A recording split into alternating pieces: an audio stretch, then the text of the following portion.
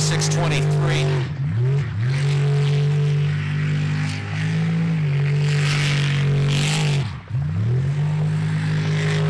All over the place.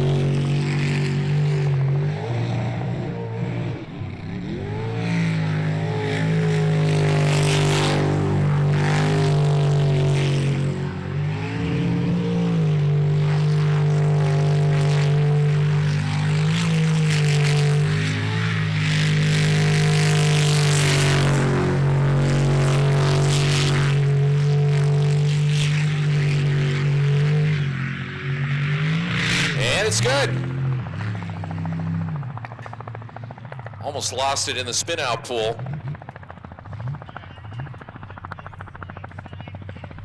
46.52.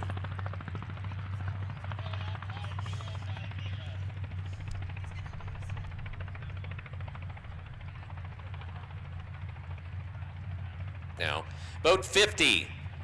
Monkey Business with Mark Toombs and Amy Hensley. DNF'd in the last run, had a 56.04, first year of racing.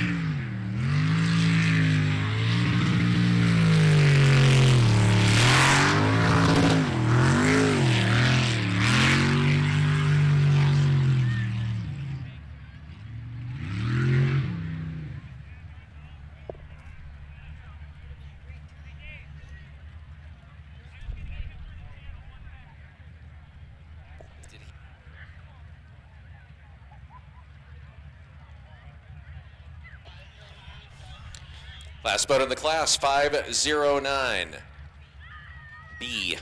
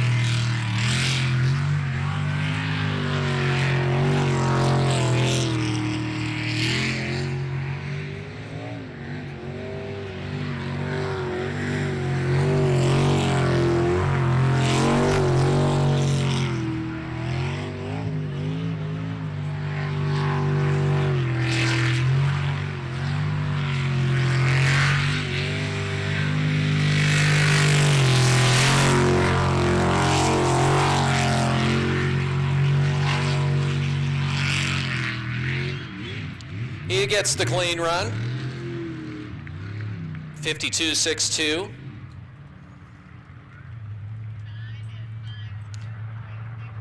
His best run on the day as we get ready to roll into the 400 class.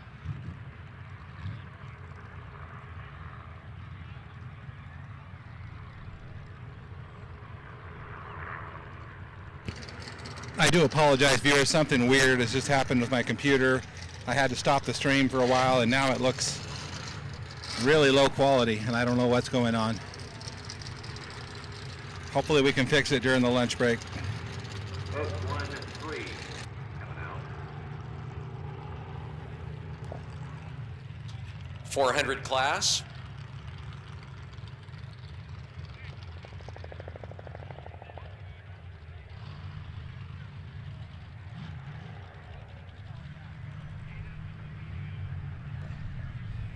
Scott Saxon, Tater Reichert.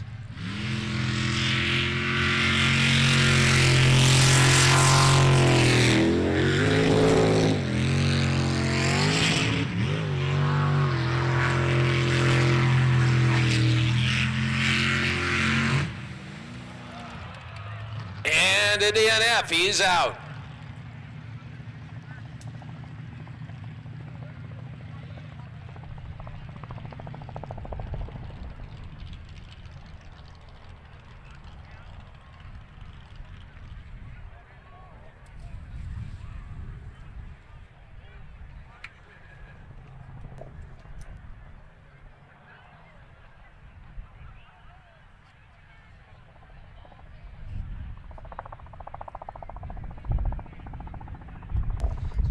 Up in the booth with us, Reg Smith. You may not know the name, but he has a rather interesting background, a long career in sprint boat racing, and you were literally one of the... I'm going to shut off the YouTube stream for a minute and then turn it back on. Facebook stream looks different races. Okay, I have to ask, when you guys first started racing, obviously you didn't have these kind of boats, did you?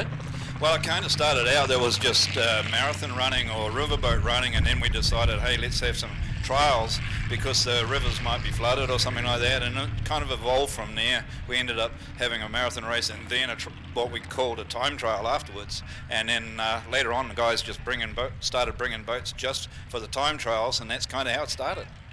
So who was it that finally kind of custom designed a boat to do this?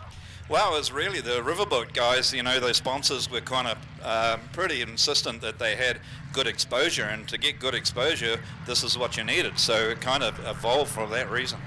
And who was it, and where was the first track dug?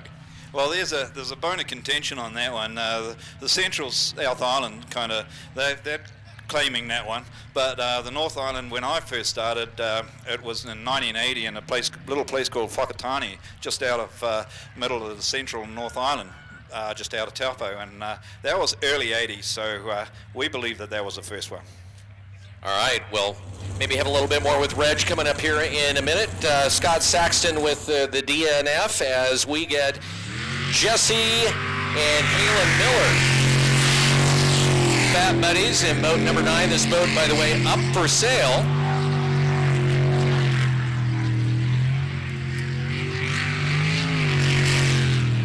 You can own a turnkey.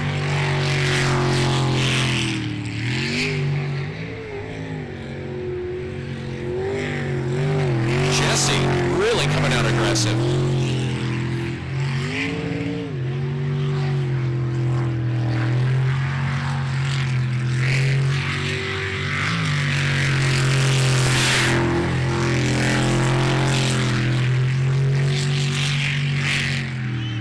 Clean run.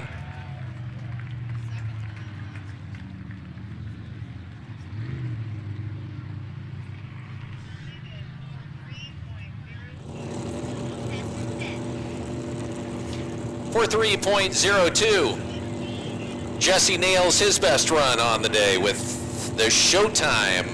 Number 5, Kelly Stevenson, a Kiwi, with Dennis Robertson riding shotgun. 51.95 was his best run. Having a rough day today. Took second in Port Angeles about a month ago. And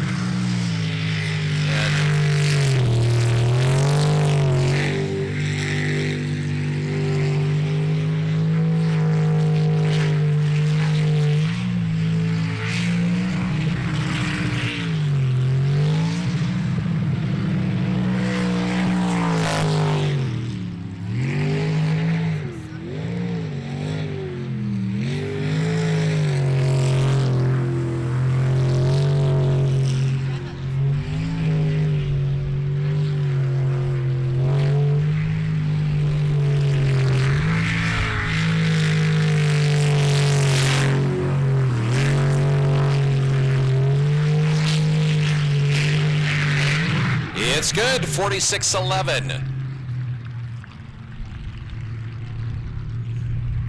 That's his best today.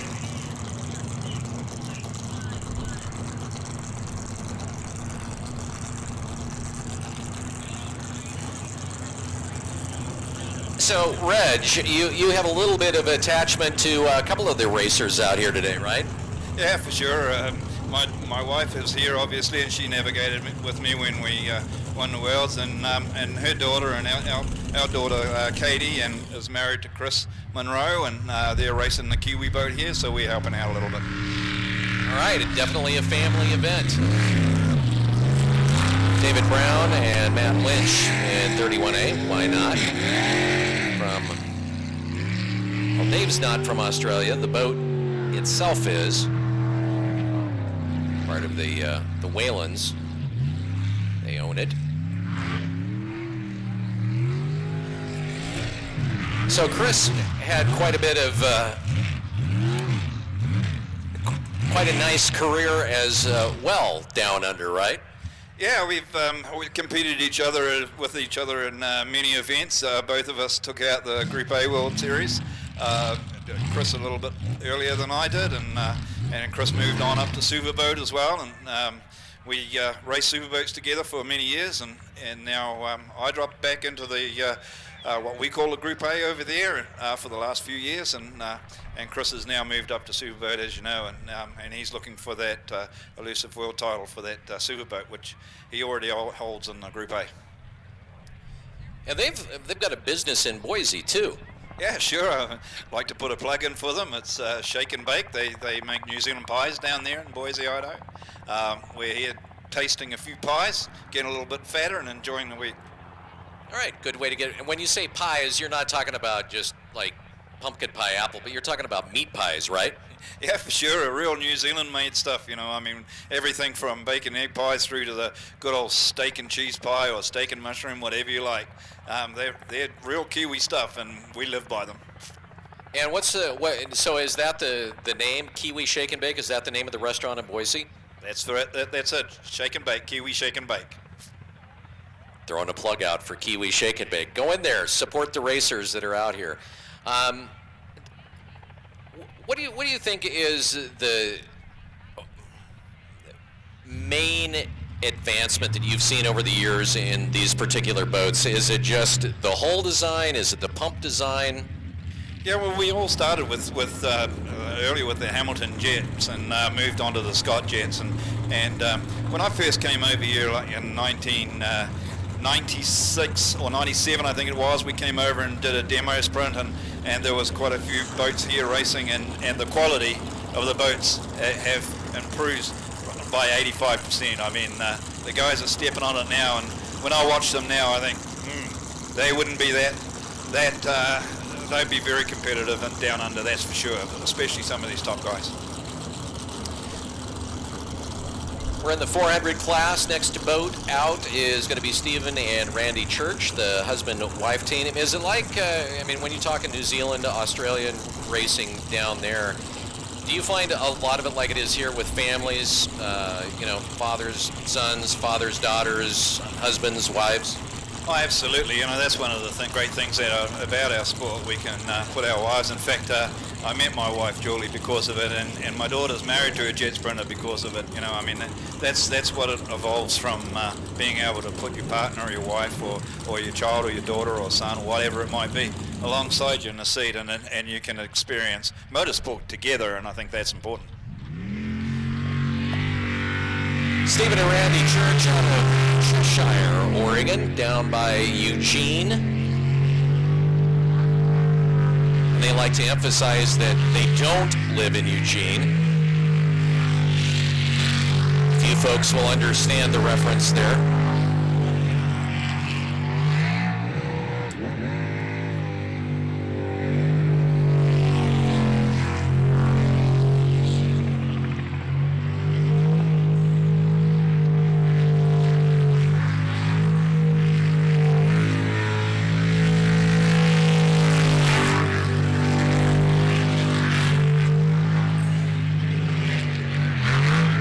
He gets his first clean run.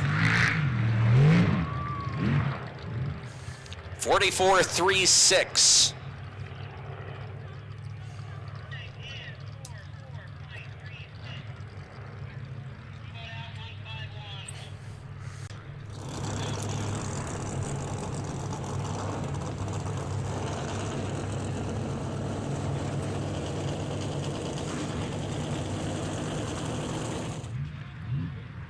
Cole Patrick and Jacob Dwyer.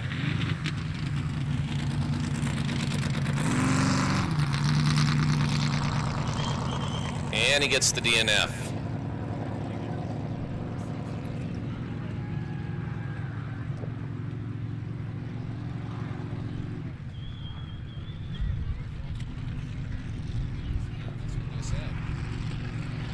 Yeah.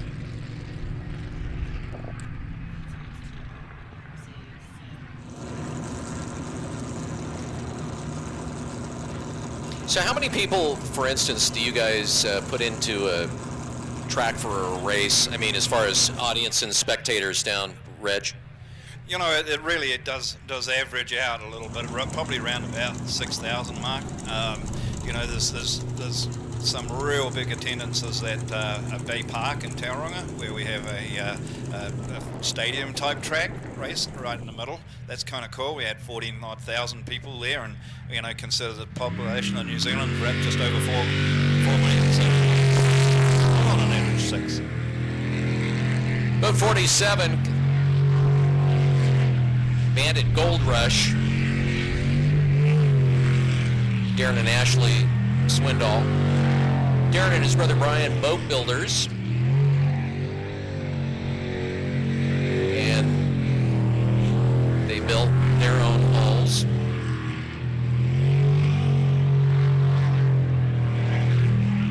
Brian started off the most consistent brother, but Darren, over the course of the last season and a half or so, has definitely become much more consistent and smooth as a driver. And a clean run. 42-33.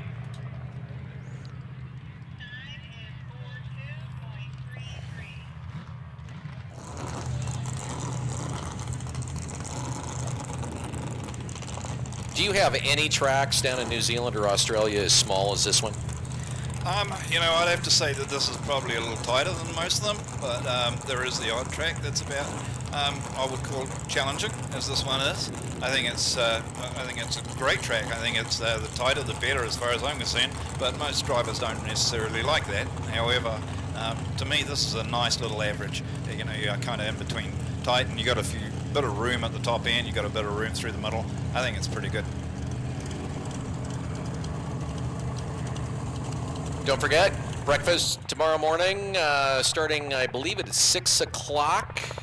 We'll have Terry's is going to be doing the breakfast a little later on. All right, live wire. On travel, Los Angeles, Washington. Vaughn spent a number of years as crew chief on this boat. And then finally deciding to purchase it, and he gets eaten in that corner. Is it harder on a tight track like this? I mean, you don't really, do you have really that much room to set up different types of lines and approaches? Yeah, you kind of got one line most of the time in this track, but if you're hugging those corners and putting a bow over them, you're going to make it. In that situation, perhaps if he'd been a little tighter coming in, he would have been okay. But, you know, most of them we have a little bit of a wider, be able to choose lines and go better and better, and sometimes a wider line is faster than a short line, just for the stalling aspect. Talk a little bit about the classes in Australia and New Zealand. Obviously the A400. The differences here between, you know, the unlimited class, is there any difference whatsoever in the rules and specs? No, not really. They've gone a guideline that's similar to New Zealand. We run it's just a difference in names. We call it the lights class, or it's the 400 class, and then we move up to the Group A, which is it's like 650 horsepower, naturally aspirated, iron block, iron heads, and then unlimited is basically race what you brought. You know, but the Group A boats being round about that 650 horsepower and tight tracks, they're as fast as most of the Suhu boats. There's only usually a couple of seconds in it, so it's really spectacular to watch, especially when the track's a little tighter. All right.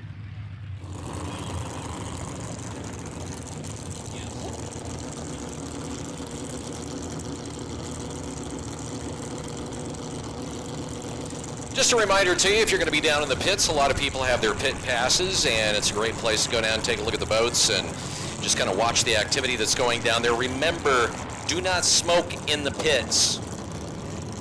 Do not smoke in the pits. Do I need to tell you why? Okay, just don't do that.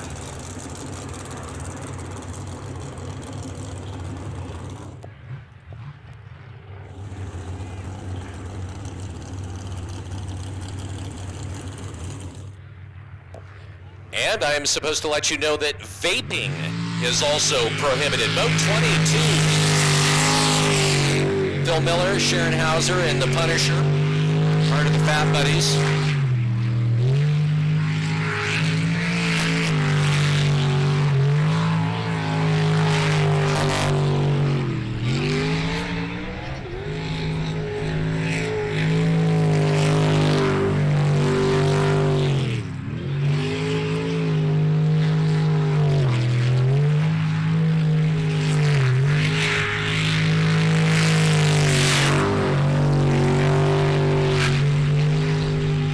Run.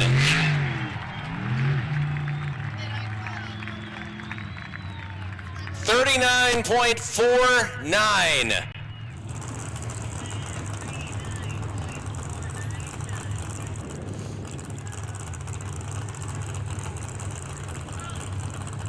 So, other than Dennis Hughes, the only boat to make it in under 40 seconds.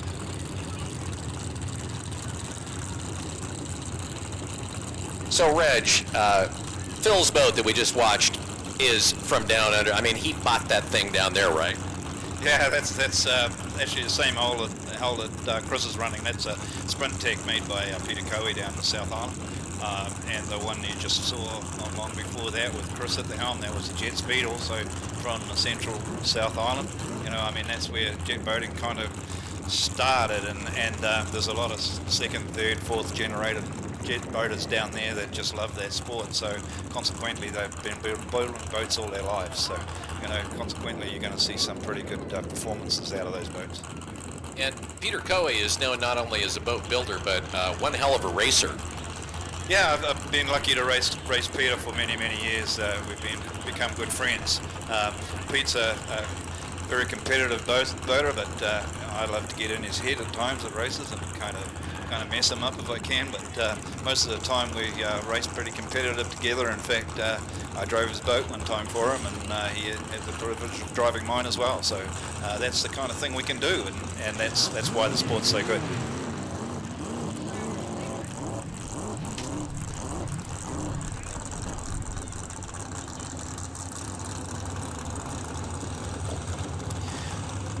On the way, boat 42, Dan Hatch and Wendy Wright, Blue Bayou 2. 47.10 was his last run.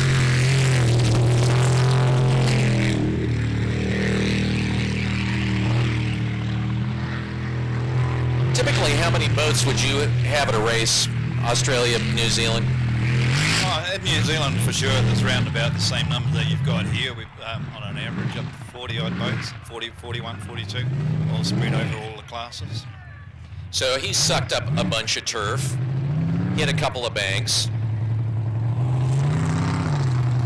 Definitely clogged things up. We'll see if he's still going to try to get the run in.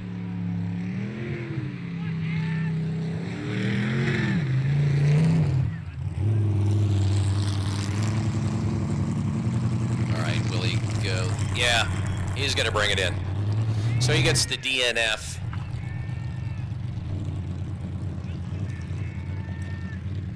After hitting a couple of banks. So I just want to say, Reg, I appreciate you coming in here. Thanks for being willing to share kind of the history of sprint boat racing, because people always ask, where did this even come from? And it's just fun to know that it was just some buddies that decided they wanted to race in a river.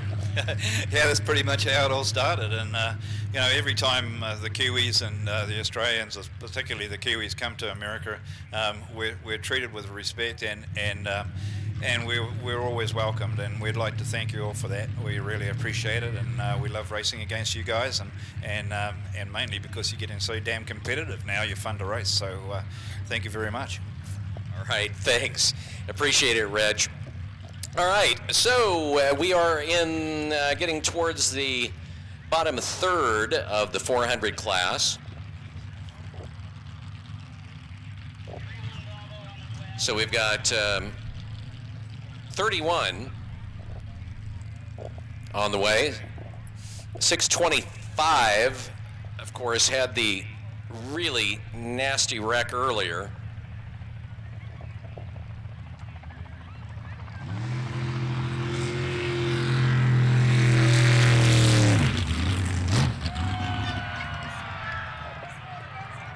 And wow, what?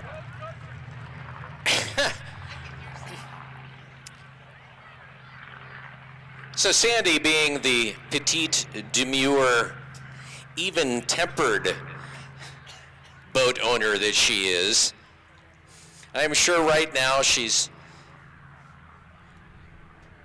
patting Mike on the leg saying, "It's okay. It's all right, it happens." And that's probably peppered with a number of expletives.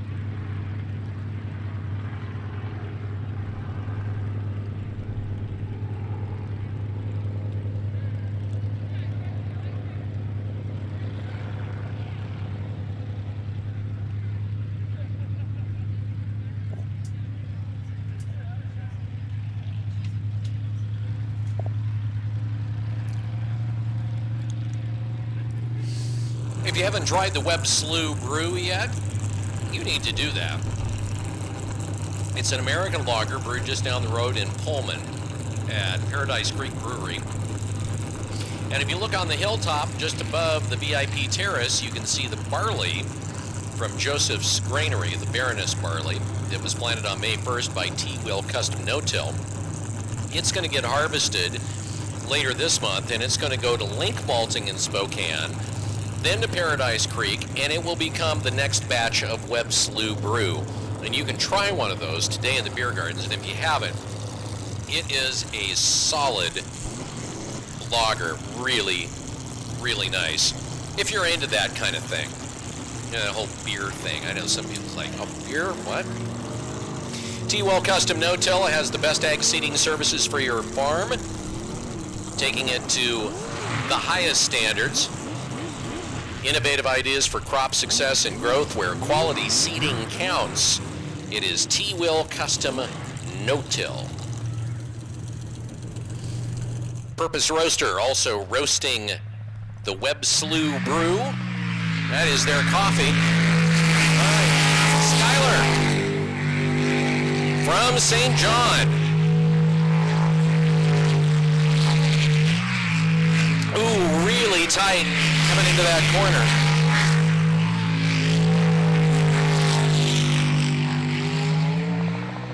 And Skylar definitely getting on the throttle. He just looks better run to run.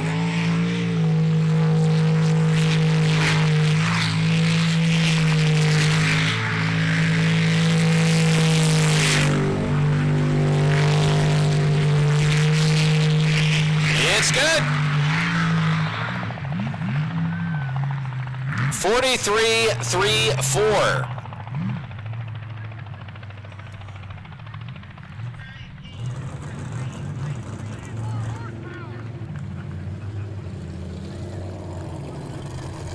Skylar has been pretty darn consistent today. 42.53 was his best. He had a 43.27 earlier. Skyler only races twice a year, and that is here in St. John.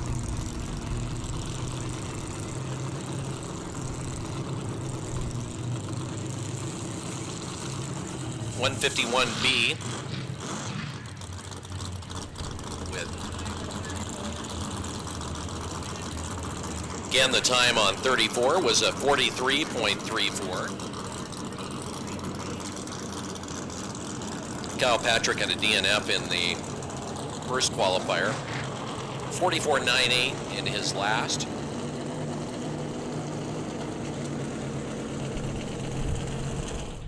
The 156A will follow them, 21 and boat 76.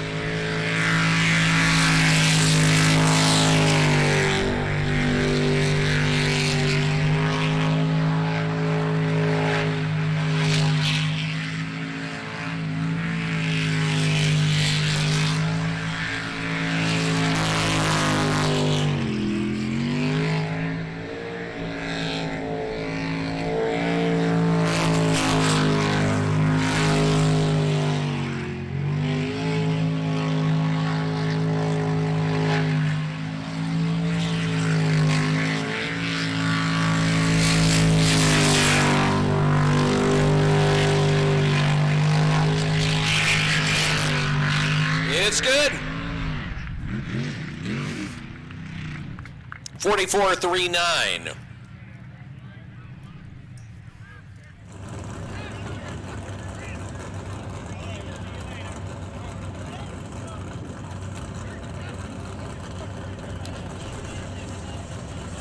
(156A) coming out.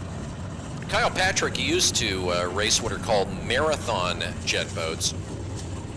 They're a jet boat, longer hull, but they race them through rapids, like on the Snake River, the Hoopa down in California and the like.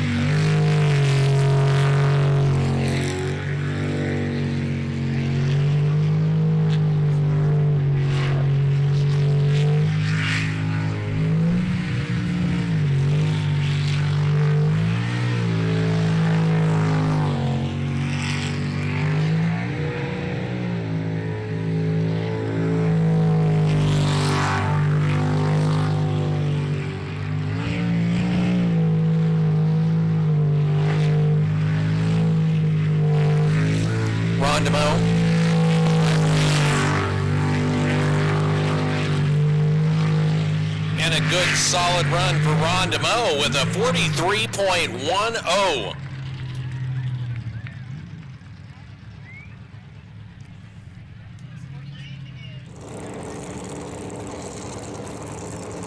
(21) on the way, Jimmy Hess.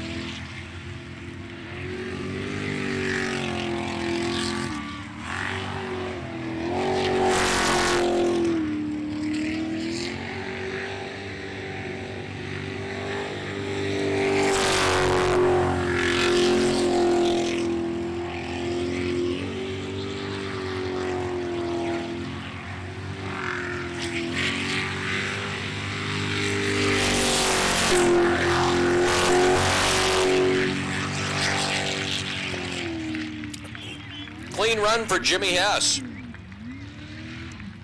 44.23.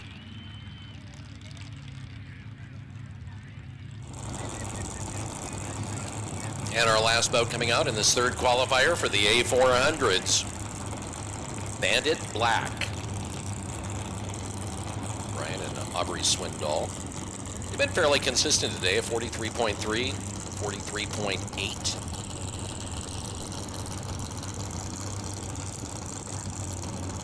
Meanwhile, Brian's brother, fairly consistent with a 42.3 and a 2 42.3s.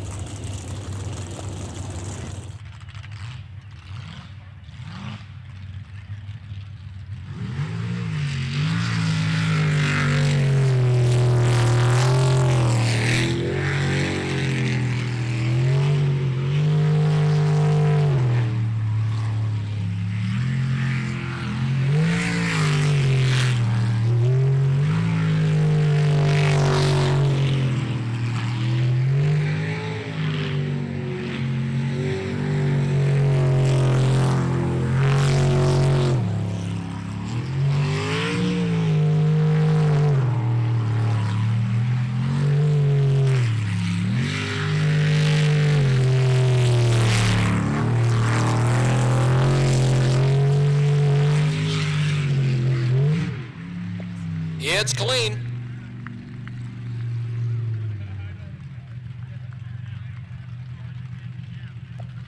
.20.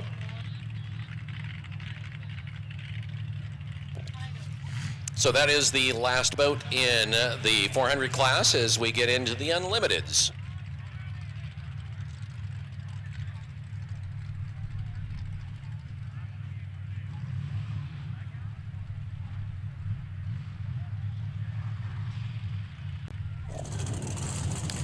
Scott Saxton and Tadra Reichert coming out.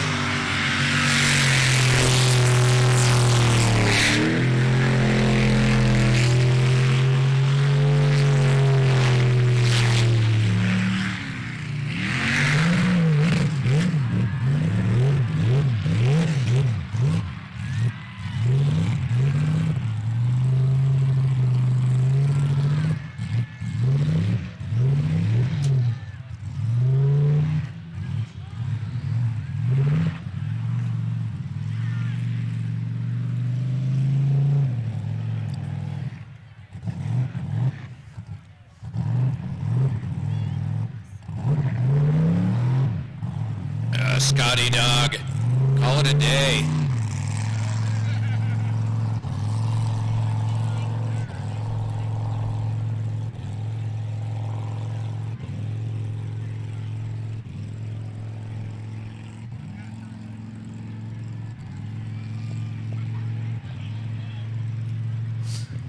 All right, everybody in the beer garden, wave them on.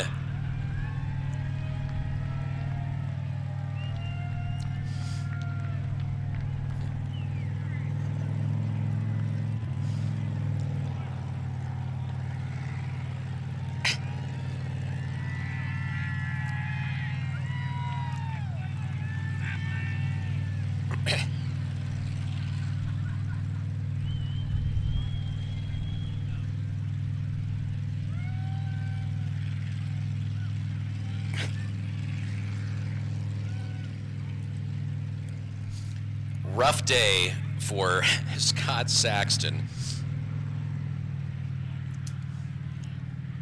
Kind of a rough day for Tadra as well, his navigator. Next, we'll see if Rum Runner can get it done. Wrecked it in the last go-round. Wrong turn in his first run.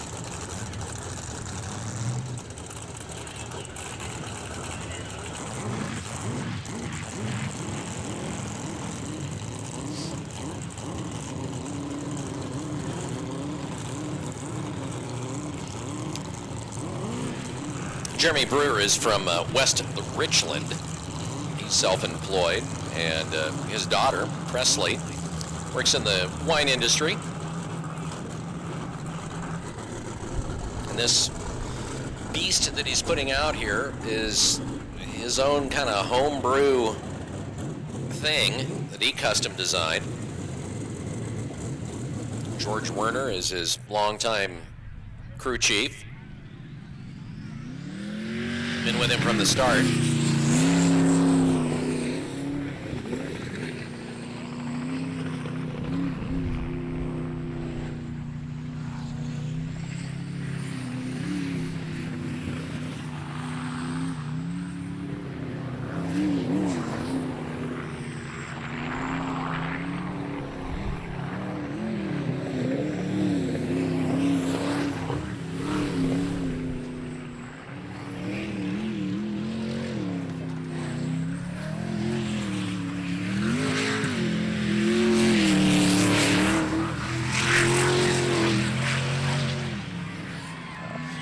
what an ending.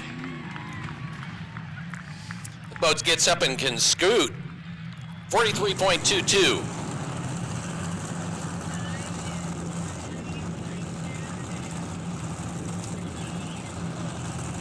So he gets his first clean run. As we're in the super boats here, boat 15M with boat 4, Bill Sparling and Dalton Halden.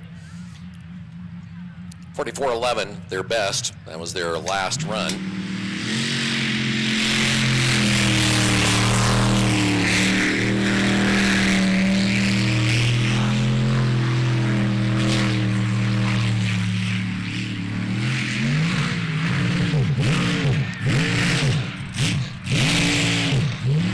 Again.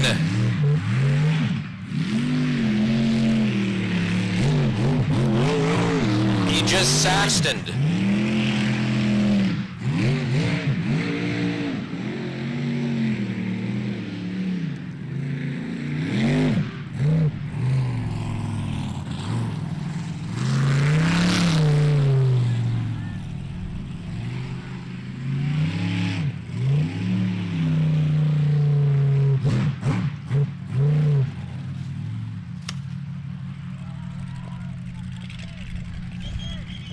DNF.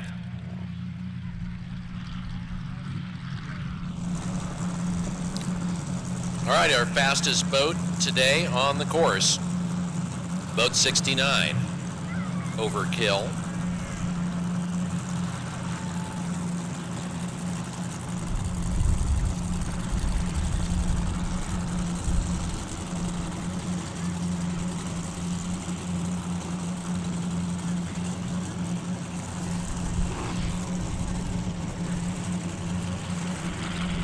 Dennis Hughes has been racing for years and started in the modifieds, moving his way up to the unlimited class a couple of years ago.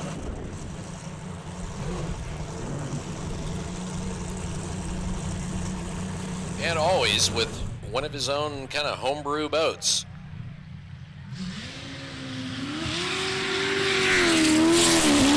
A number of guys do their own holes, but he's about the only one that can say he does his own pump.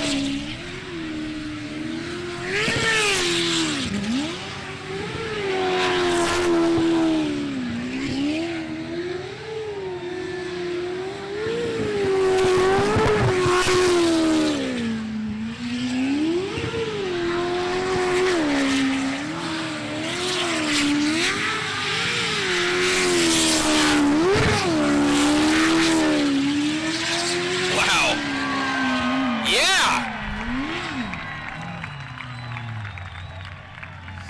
37.67.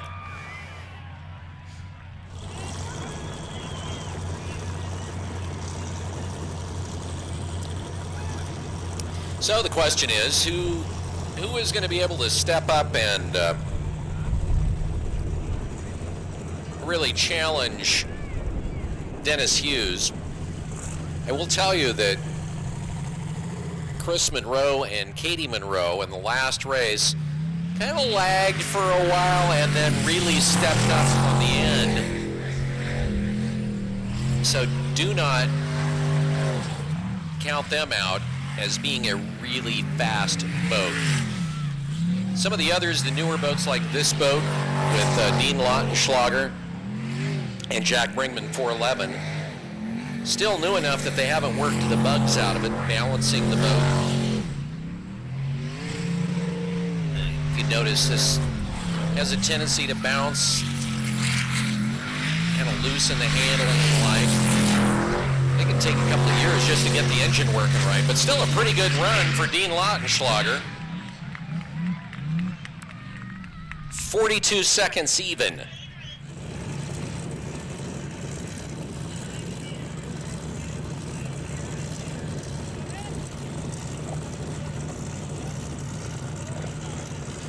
Boat 3-5, our Kiwis, Chris Monroe and wife Katie.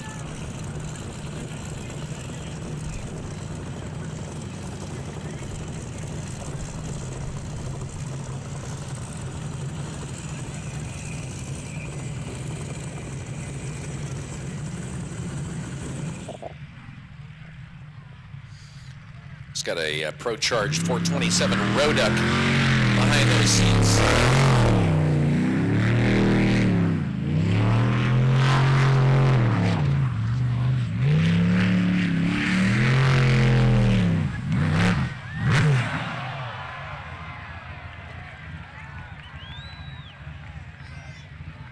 All right. Well, the beer garden gets to take a good look at that engine. Beer garden, give it up for the Kiwis right there.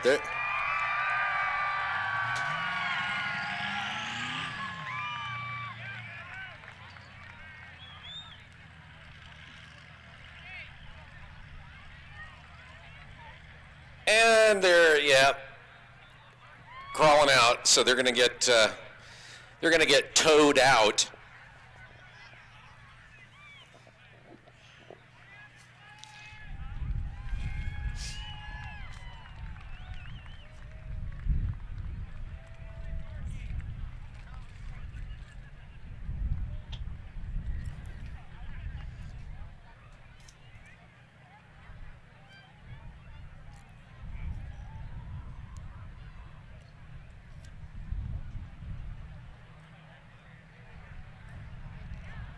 One of the racers out here, we mentioned him a little bit earlier, which is in our modified class, Fear Not, Clint Birch, a guy that has really done some pretty innovative stuff in his boat design. Talked to him at the Show and Shine on Friday night. Fear Not returns. Welcome back to Webb, Slough. Yeah, thanks, Bill. Been a long time since we've seen you. Your boat has gone a complete, well, it isn't the same. No, it's a whole brand new boat. We started 4 years ago and just finished it here just enough to make the last race in Port Angeles, and took it out and didn't do too bad, but we got a few adjustments to make, and we're working on that. So. And what makes your boat different than just about anybody else's boat out here is that, with the exception of the hull, anywhere where you can put some sort of composite, you have. Yeah, you know, metal's heavier than carbon fiber, and so anywhere we can make something out of carbon fiber versus metal, we did it. So we made over 45 molds out of carbon fiber, and some of the molds were used more than once. So there's quite a few parts in there in carbon fiber. Our seats weigh 7 pounds a piece. Our grate, the intake grate, normally is 17 pounds. It weighs 4 pounds. So, I mean, it's just every part on there, we've just eliminated as much weight as we could possibly do. So. A lot of people might be thinking, oh man, these things come out of the water, they crash, they do all this stuff. Carbon fiber, it's going to shatter. Well, carbon fiber is actually 5 times stronger than steel of the same weight. So it's pretty durable if it's built right. And yeah, it's, you know, you add a little Kevlar here and there and you get some pretty strong parts. So when you say add a little Kevlar here and there, what kind of areas where would you find Kevlar in this? So on ours, the seats that are red, that's actually Kevlar. So the first layer is Kevlar, and then it's carbon fiber after that. The driveline cover is 7 layers of Kevlar, just nothing but Kevlar, because if the driveline explodes, it'll contain it all and won't go flying, hurting anybody. What else? The steering wheel's Kevlar in it because it holds up a little different than Kevlar or the carbon fiber. Doesn't break as easy. It's more wear resistant. So you just kind of add it in places where you think they might crack or something like that. So. And it should be noted that in certain corners like today, in the 11 into 5 channel, which is a hairpin corner, these boats are probably going to be pulling somewhere between 7 and 8 Gs. It depends on the radius of the corner. We did the math on it at one of the corners in Port Angeles, and we did 8 Gs up there years ago. And then, so our last boat weighed 1,425 pounds. So we did the math at 1,400 pounds at 8 Gs. That's 11,900 pounds pulling that boat off the course. So anytime you can lose weight, you can carry that speed through the corner instead of having to scrub speed going through the corner with that weight pulling your boat off the course. So you lose 100 pounds off the boat and you think it's going to do 800 pounds less pulling it off the course, but it actually multiplies because you're going to do less Gs. And so you have 100 pounds less in that same corner we did the math on would be equivalent to 1,900 pounds difference of pulling that boat off the course. So weight is huge in this sport. Are you on a keto diet too? Oh yeah, everything. You carry your 800 pounds really well. Well, thanks. All right, so this is the first time back. You had a chance out there at Port Angeles. This course, quite a bit tighter, quite a bit more technical in some regards, even though this particular rotation is a fast one, a lot of it, at least at the beginning on the outside. Do you think you've got it dialed in where you're going to be able to do some of the more fun technical stuff? I think so. We're nose heavy in Port Angeles, so we actually come out and cut 2 inches of the back of the boat off, and went out and did some testing, and it was better, so we come back and cut another inch off. And then because it was so wet, we were getting spray in the face. We couldn't even see where we were going around some of the corners. You just kind of go, well, that's where the corner was the last I saw it. And then we straightened up, and most of the time it was there. So when we actually reshaped the front chines on it a little bit, and then we added some spray guards. So hopefully that'll help us to be able to see going around the corner. Because if you can't see where you're going, you can't go fast. All right, talk a little bit about the power plant. You're in the super modifieds, of course. Yep. Small block Chevy, 367 cubic inches or less. So I don't know that much about the motor. Monty does. He's the builder. So Monty's racing engines. If you need a motor, he's the guy. All right. Well, good luck. Glad to see you back here at Port Angela or at St. John. Tear it up. All right. Thanks, Bill. Clint Birch, fear not. See them in the modifieds coming in for the fourth and final qualifier. Still waiting to finish up here in the modifieds after the fender bender with Chris and Katie. Eric Werner and Nicole Brown in 907. Happy birthday going out to Deanna Ponton. I love this where your child comes in and writes this saying, happy birthday, Deanna Ponton. You're over the hill with 45. That's cold. All right, Eric Werner.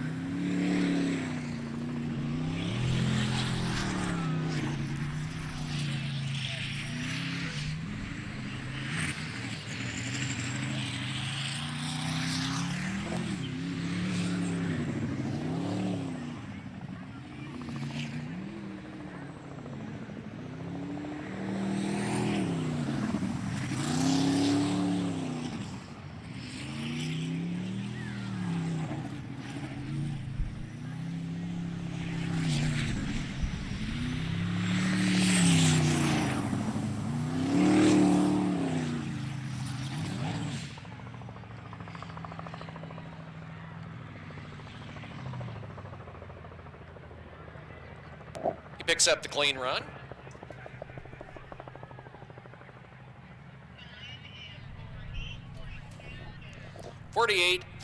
.22. And that means that we are getting ready for our fourth and final qualifier with the modifieds once again lining up.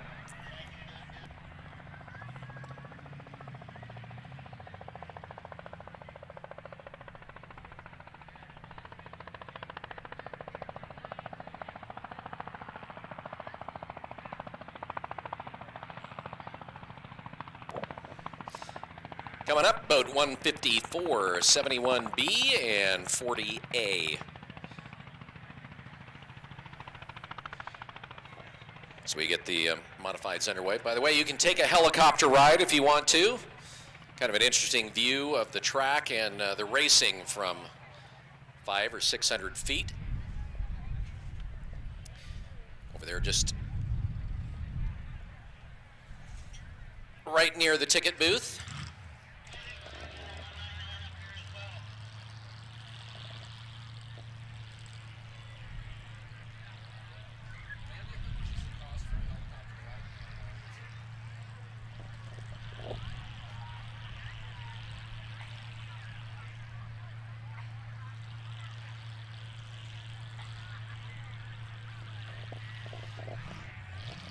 If you want to take a ride on the helicopter, just found out it can take 3 passengers at a time, and it costs about $50 a person.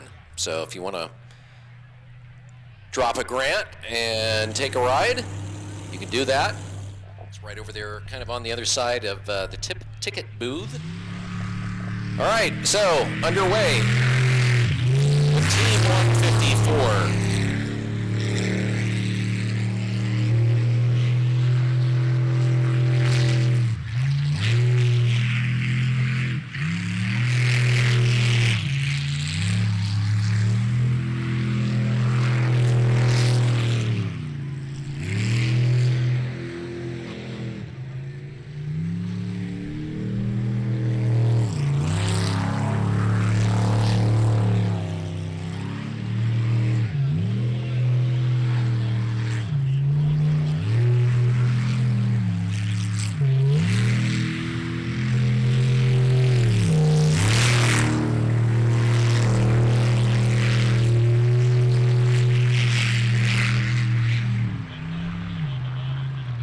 And he just finished. It was a clean run.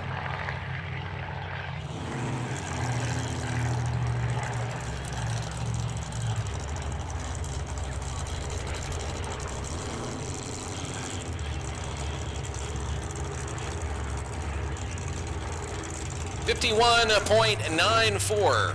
So Jeff Purcell gets his best run into the day with a 51.94. On boat 154. 71B, ready to roll with Larry Hines, the interpretive dance instructor from Salem, Oregon.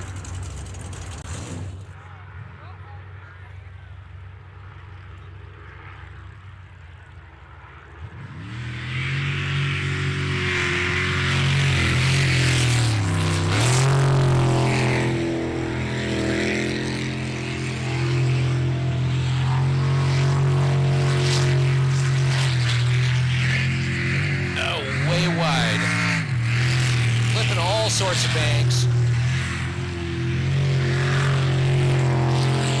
Rough day for the professional dancer, and he buries it.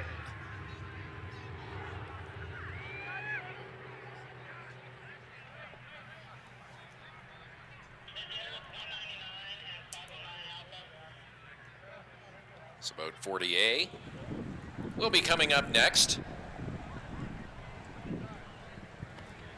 Tough going for very windy day here at the Slough. My stuff's blowing all over, and as you can see, our timer board is blowing everywhere. Lots of people blocking it and checking it out at all times here, but you can see what we're up against. And then they got into the farm truck market. They sold hundreds of grain trucks to rural communities all over the Palouse. If you're looking for something custom designed, they can do that too. Construction quality equipment like truck mount cranes and water trucks. Rural fire departments use their trucks, so does the United States Forest Service. And they've got a pretty extensive rental truck fleet as well, serving contractors, farmers, utility companies all around the eastern Washington area. If you need a truck, you need L&M Truck Sales. Go down and see the O'Reilly's guys. They're down there on Vendor Row. They're in 47 states. 3 states, obviously, known as the loser states. But O'Reilly's got your guaranteed low prices, your professional parts folks. Whether you need auto parts, whether you need accessories, count on the pros at O'Reilly Auto Parts.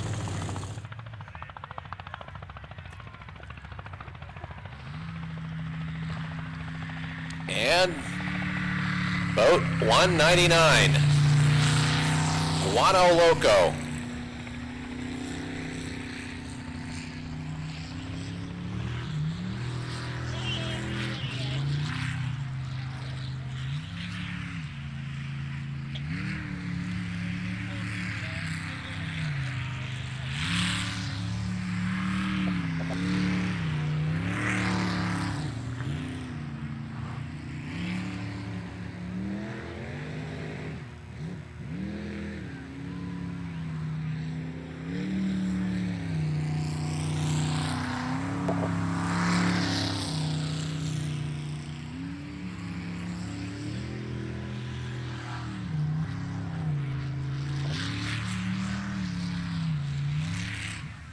Well, they're making not improvements. All right, well, I just thought, well, he's doing better than he was before, and just the thought of it. Once again, announcer guy sucks. He's thinking the best. And again, we need to put, somebody needs to tell Matt Webb we need to start putting targets on the hay bales, because he hit that almost dead center. That was almost a red zone hit right there on that hay bale.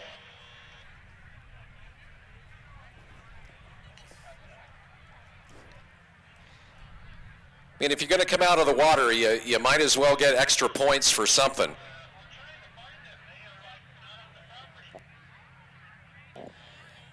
So Odom is providing the Frost Brewed Coors beer over in the beer garden. It's considered to be one of the world's most refreshing beers. And the folks at Odom remind you, make sure that you drink responsibly, which could mean having somebody else do the driving for you if you're going to be leaving tonight. Keep in mind that we will have Washington State Patrol officers and the local county deputies out there running the highways and byways, so just make sure that you keep it safe. It would be a lousy way to end a great day.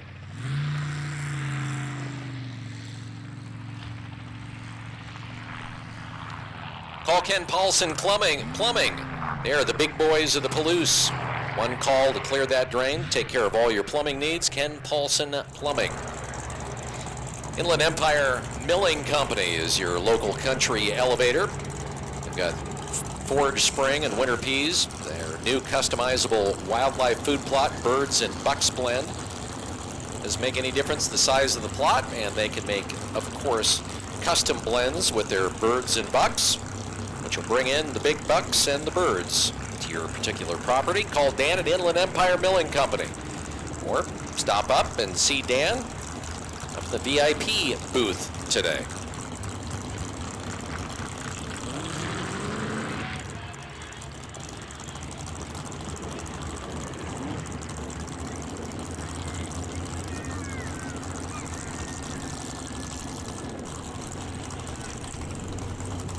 All right, so if you have a German Shepherd, it's running around by the creek, trying to get into the pits, apparently.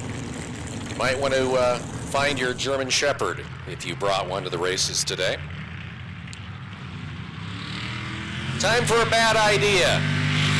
Time for Aaron Mesa. 65.71 was their best run.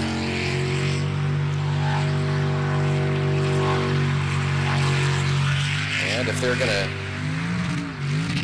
qualify, they're going to have to definitely do better than their 65, and that's going to be a problem in this run. By the way, the German Shepherd is a male.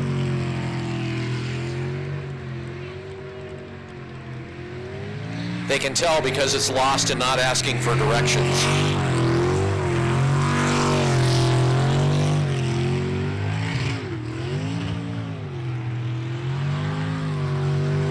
Yeah, this is a painful one.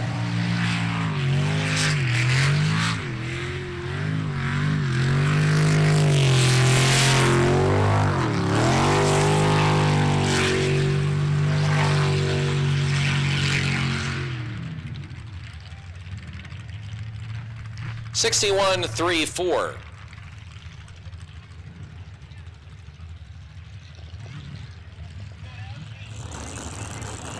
208 on the way.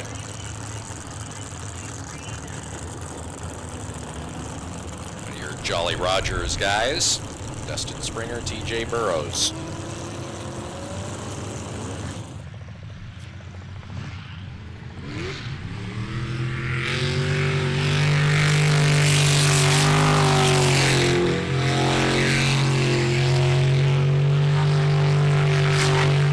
Dustin, the driver, mechanic by trade.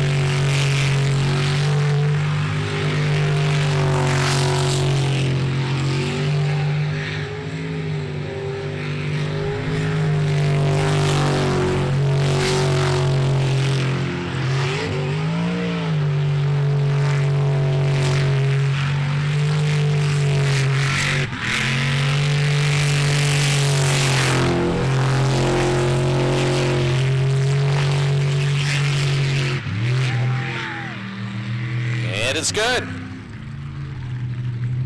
42.47.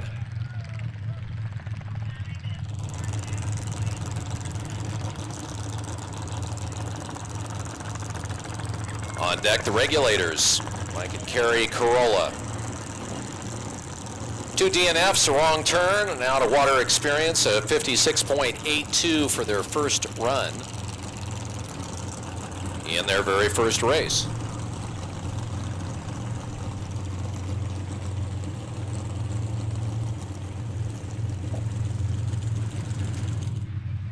"22 years Mike spent in the Coast Guard.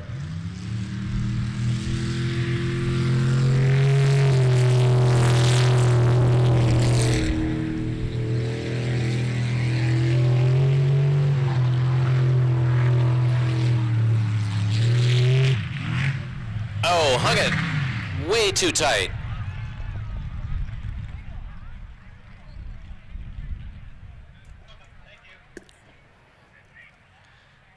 So they pick up another DNF. They're getting one clean run in. So one of the things about this, and as you're sitting up on these terraces, you look down and go, how do they not see that?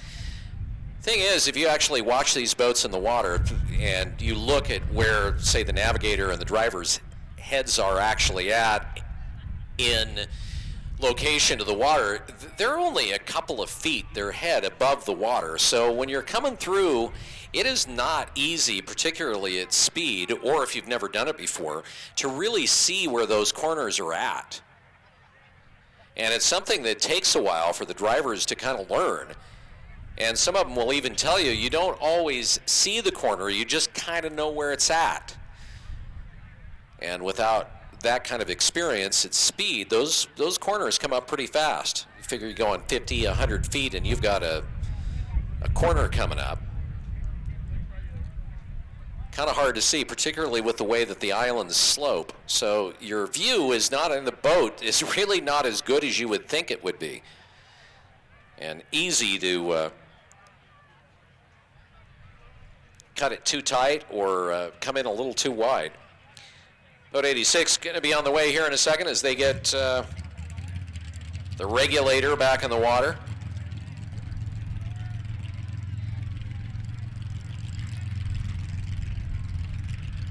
Really the best three names, the regulator, the juggernaut, and the bad fish, all right in a row. So Juggernaut with Jason and Samantha Christ, the husband and wife from Idaho. They've also had kind of a rough go of it with 2 crashes in a row after laying down a 52.6 in their first qualifying run.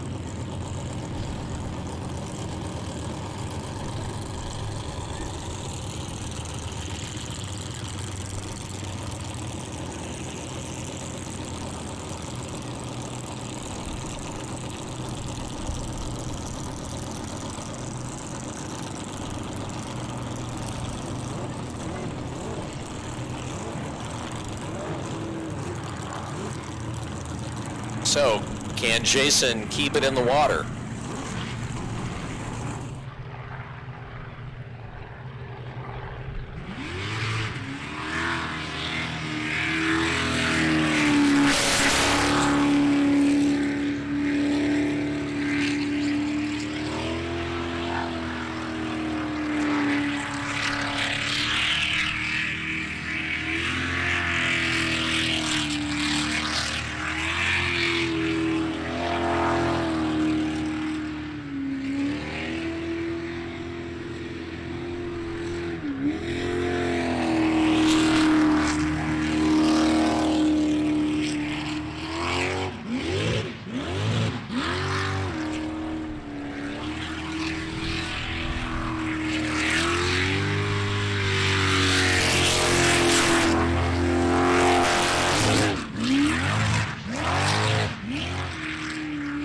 And he does it. 51.57 in his best run today.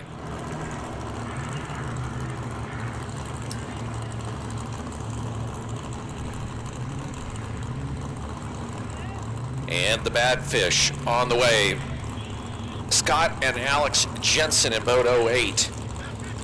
2 out-of-water DNFs in a row. He had a clean and fairly fast run in his last go-around with a 42.83.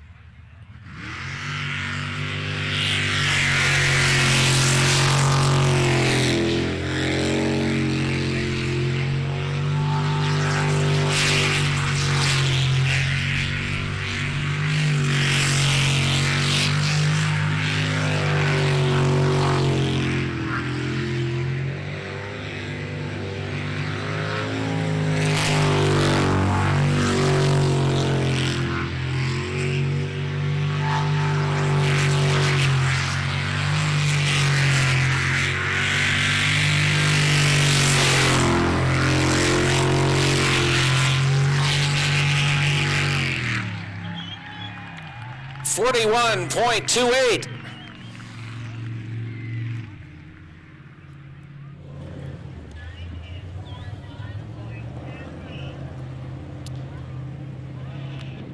That is,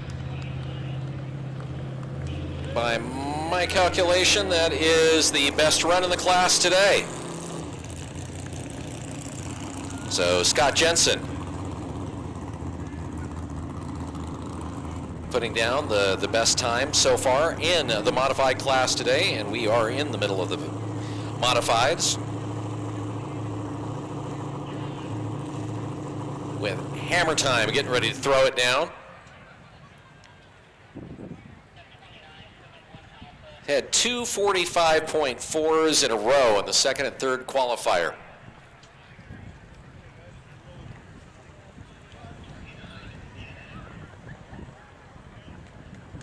So 29, apparently, we're hearing is a did not start.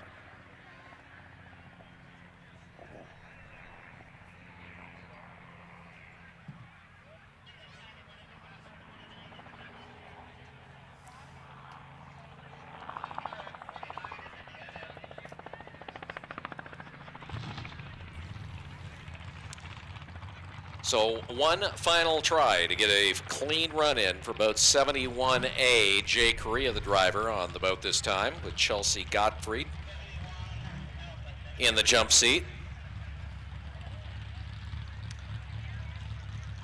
2 wrecks and a wrong turn, and their last chance to qualify.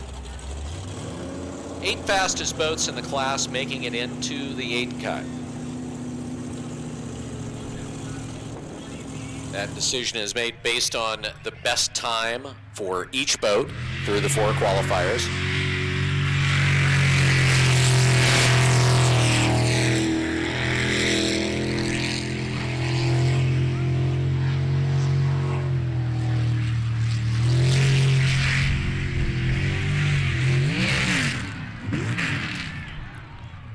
And it's looking like that's going to be the day for them.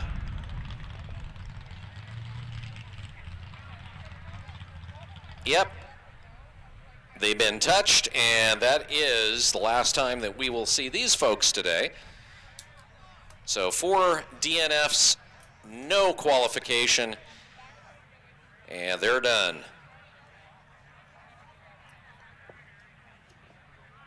As Bill Reichert and Mike Woods get ready to roll it in boat 54. You're looking for some fun for the family and great entertainment? Well, head to Pullman. Zeppo's is where you can have fun times with your family and friends. At Zeppo's, they've got great prices that won't break your family budget. They've got cosmic bowling with music and awesome special effects lighting like a nightclub. If you're looking for family fun in Pullman, look no further than Zeppo's and Mr. Z's Casino. Zeppo's is a 100% smoke-free family fun place. Wilbur Ellis, proud to support Webb Slough and the St. John community as your home for premier agricultural products and services. We have a network of local experts delivering innovative solutions to growers. They're family-owned, over 98 years of experience. It's Wilbur Ellis putting customer needs first. For details, reach out to your Wilbur Ellis branch today. Wilbur Ellis, with ideas to grow by. Again, thank you to Marine Transport for helping the Slough crew recover boats off land today. Whether you've got an oversized power boat or a houseboat, they can transport it. They've been moving the Northwest largest boats for over 18 years. Also, a big thank you to Christian Life Assembly Church in St. John. They provided the shuttle bus to and from the downtown show and shine last night. Also, a big thank you to Paul White for the live video production on the Facebook page and YouTube channel today. Make sure you follow Webb Slough on Facebook, YouTube, Instagram, and Slough Lawn Boy on Twitter and Instagram. Also, Webb Slough would like to apologize to a couple of sponsors whose logos, for whatever reason, didn't make it on the race program.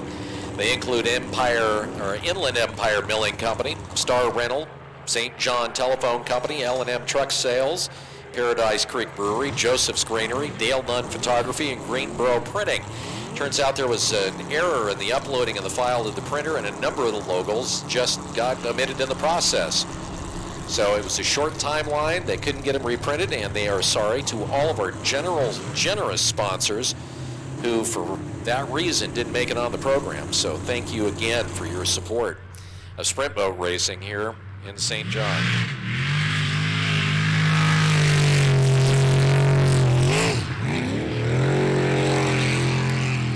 Fat Buddy Bill Riker, boat 54.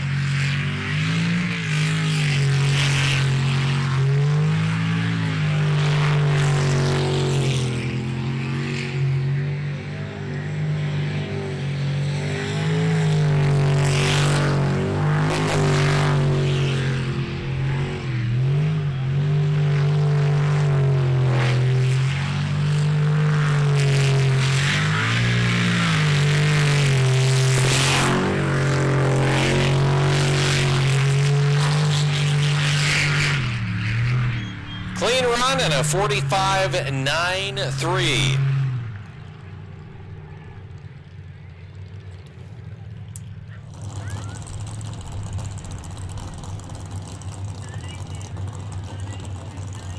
So as they start putting together the list for the 8 cut, the 8 fastest boats out of the class, Bill Reichert had a 45.15, a 44.87, a 45.72, and a 45.93.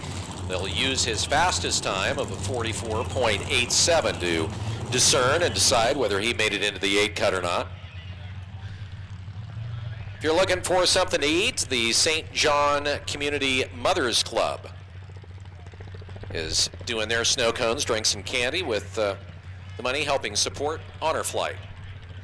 Also, you can head over to Baja Babes Tacos for authentic Baja-style shrimp tacos, chicken tacos, and kids' cheese quesadillas. Also have Beans Mobile Espresso, has lattes and smoothies and goodies and eats. Terry's has your burritos and nachos, and Slough fries, which are fresh cut potatoes topped with taco meat and cheese. They'll also be serving breakfast tomorrow morning from 6 a.m. to 11. Bombshell Sweets has your gourmet cotton candy and 12 unique and explosive flavors like Rooter. Oh man, I just love the taste of fresh Rooter. Rooter, oh yeah. They also have Ghost Pepper Punch, Caramel Apple, and more. And Nordic Smoke Barbecues over there with, well, barbecue.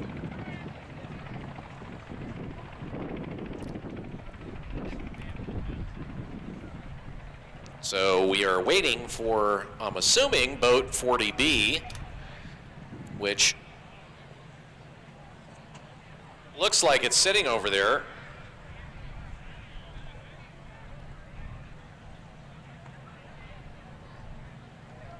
As they're being kind of laggards.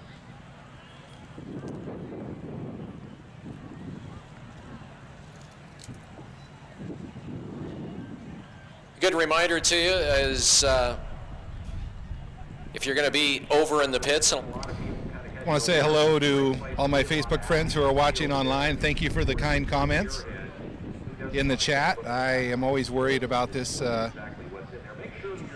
live stream because there's a lot that can go wrong. We're setting up from scratch every time, and there's just a million working pieces here. So we're always excited when we can provide you a good stream, and so far today it's been reasonably good. We will go off the air as soon as this fourth qualifying round is done, and we will be back on the air on Facebook and YouTube about a half hour later. And if you find somebody's keys or cell phone, if you could make sure that they make their way down to the ticket booth, which is kind of our official lost and found area, we would appreciate it. A reminder to you, the Flirt with Dirt Off-Road Vixens are here at Webb Slough again. 75 women riders and racers from all across the U.S. You can stop by and grab the newest off-road Vixen styles. Check out the Flirt with Dirt and Off-Road Vixens down there on Vendor Row. El Katif Shriners back here with their duck race every year. They have raised over $600,000 for the local Spokane Shriners Hospital and also their patient transportation fund. Shriners is a children's health care system with 22 hospitals around the country dedicated to helping kids. This year's grand prizes for a $5 duck race ticket. You'll support the Shriners and you could win, for instance, first prize is 10 grand. Second prize is Lake Roosevelt Super Cruiser. Third prize, $1,000 for the Yellow Duck. Clayton Johnson and Dylan Hatch, Blue Bayou Boat 40B.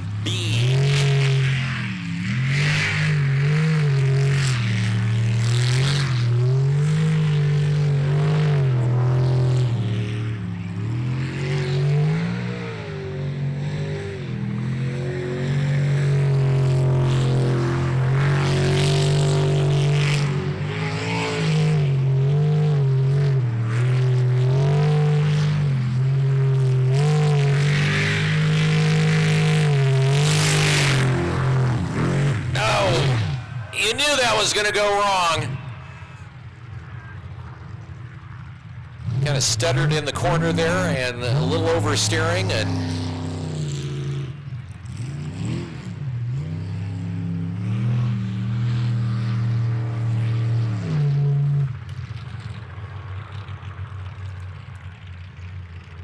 so that will be a DNF.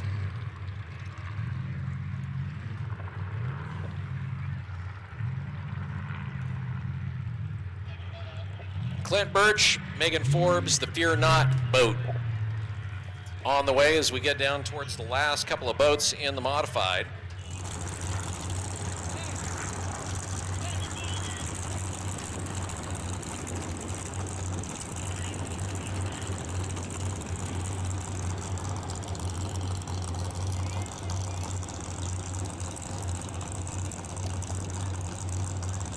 Clint Birch from Malino, Oregon, and his navigator, Megan Forbes from McMinnville. She's a journeyman lineman, 32-year-old.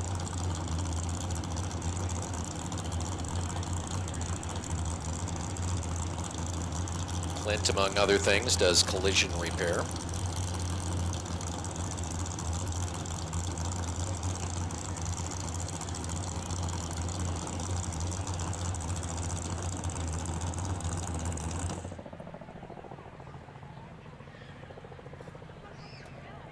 Well, we had an engine running and now we don't.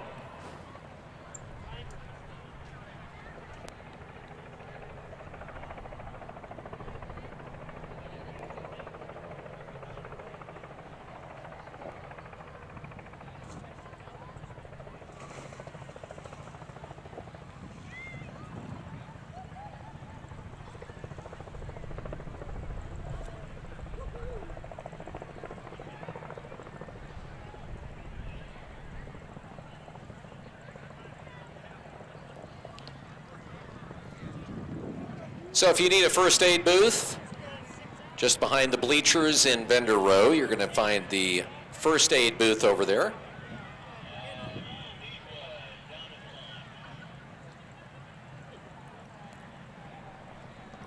And it's staffed by the St. John Volunteer Fire Department, providing first aid for those who might need it. Make sure, of course, keep yourself hydrated out here today. Kind of a muggy, warm day here in St. John.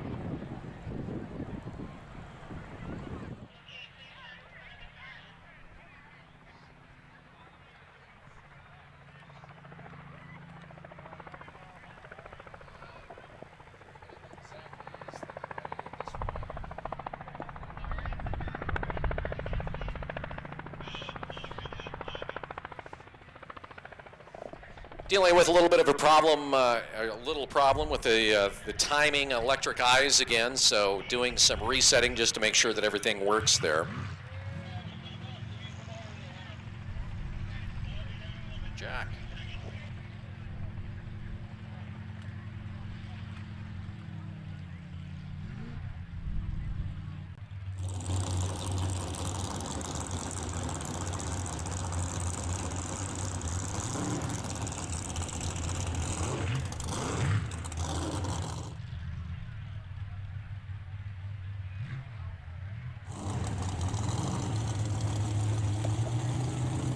All right, back to racing again.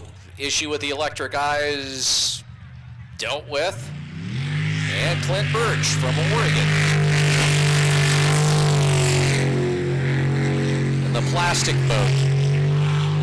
Actually, it's carbon fiber.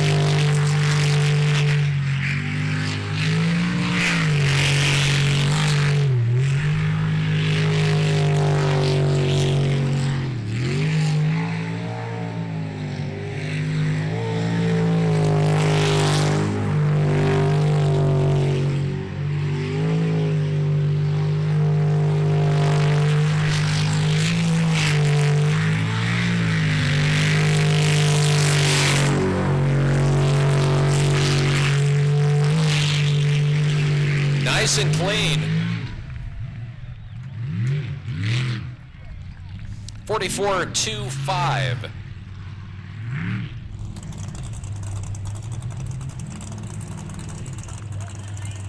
Two more boats in the modifieds left to go. We'll roll into the 400 class right after that with Monkey Business on the way. Mark Toombs, Amy Hemsley. Their rookie season. And Earl Lathrop, Earl the Squirrel, and Levi Lathrop in Bad Idea, boat 509B, rounding out the modified class.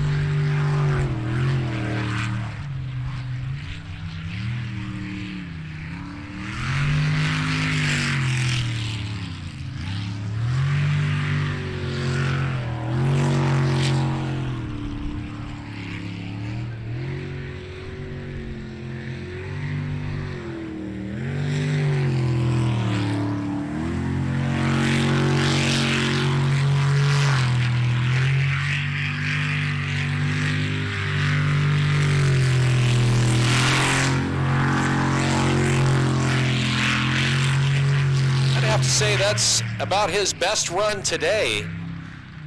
Mark Toombs and Amy Helmsley.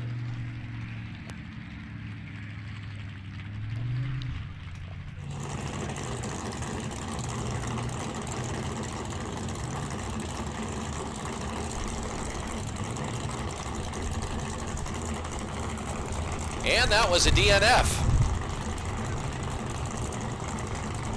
So just finding out from our spotter, that was a DNF. All right, somebody's having a birthday. Who's having a birthday? Kelly Moffitt. Kelly Moffitt. How old is Kelly Moffitt? 40. 40? Right on. Have you signed her up for ARP? Nope. No, not yet. Well, Kelly, happy birthday. Thanks for spending it here. Say love Camp. Love Camp Nude! Here you go. Thank you. You're welcome.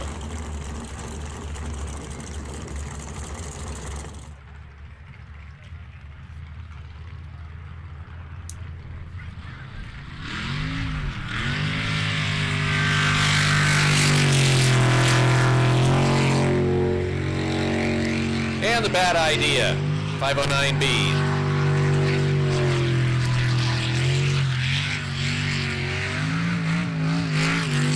.52.6. Best run so far.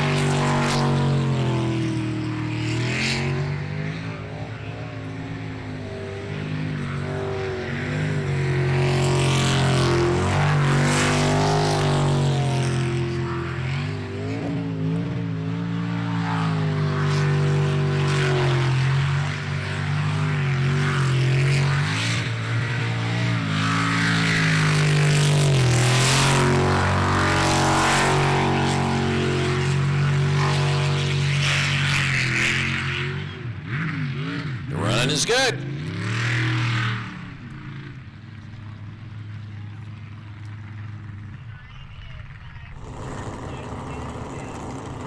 By 4.22.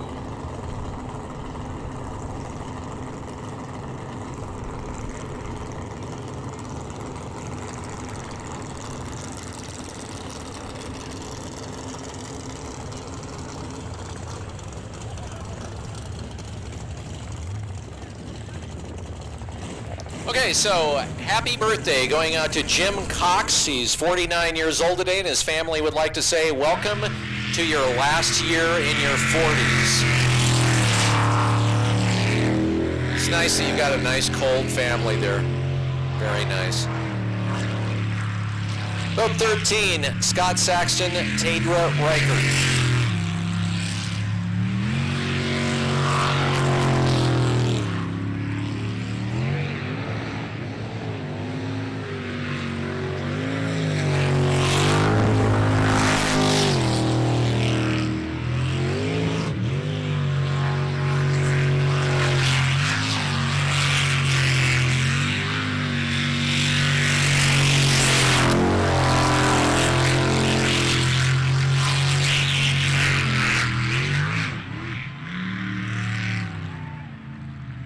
Dog does it.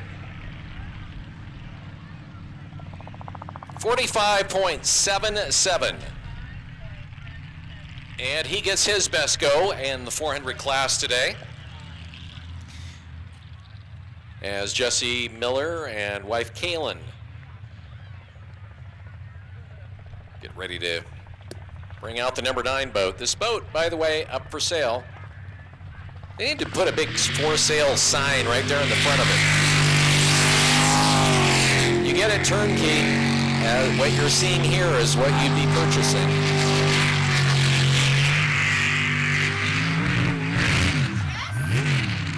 And see, now that he's dented it, you get money off. Oh man, the paint scraped. That's got to be worth 10 grand.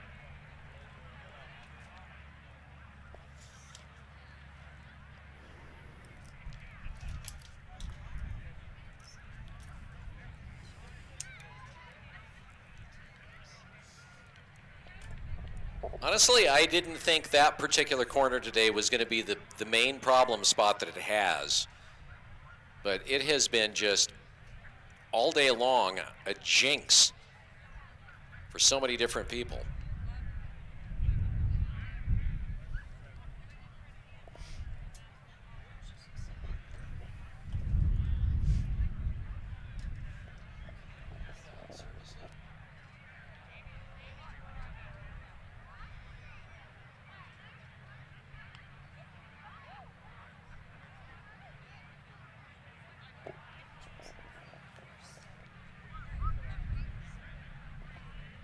See whether they can get him started or not and get him off the track.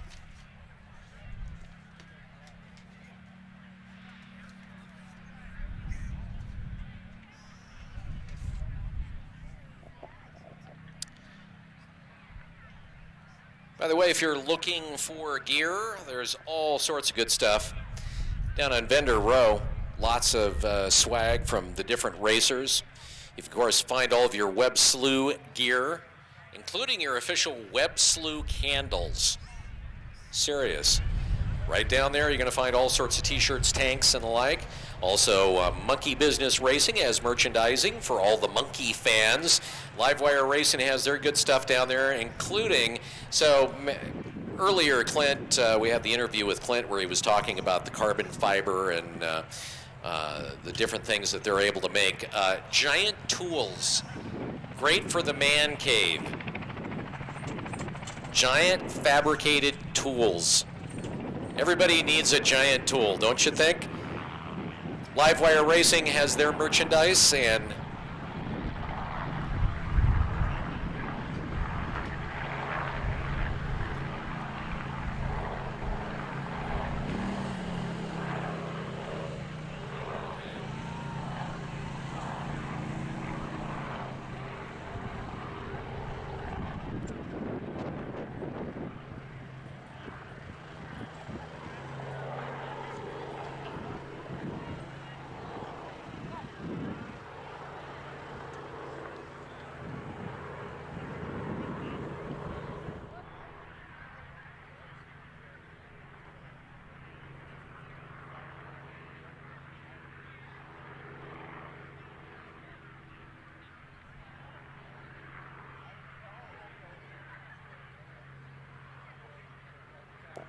Jolly Roger's merchandise over there, as well as Overkill swag.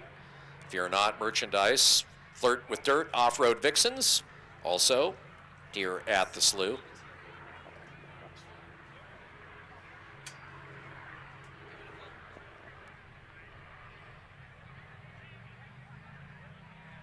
And now a word from our owner. Hey Slough fans, thank you so much for coming out today. We are so excited. How many of you are here at our 25th sprint boat race ever in St. John, Washington? Most boats ever in St. John, Washington. Thank you so much for being here. We are so proud of all of our sponsors. We are grateful to all of our Slough crew that help us put on a great show. And our fans are fantastic. We love you guys all so much. Thank you for coming out today, this weekend, spending 4 days in St. John with us. And don't forget, we have a live band on the terraces tonight. Tone Sober's going to be rocking the terraces at dark right after the awards ceremony. So come join us on the terraces. Help us celebrate the end of season 13 and our 25th sprint boat race in St. John. Thank you, Slough fans.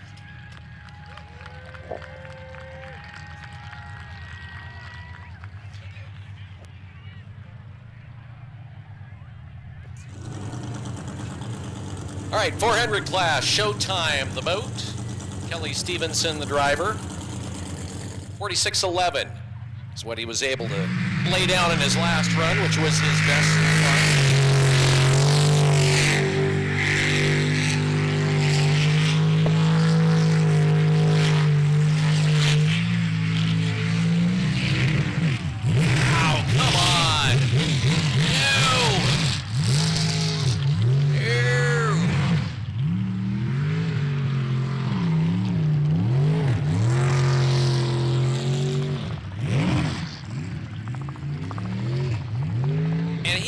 Such a great run going. Clog the pump.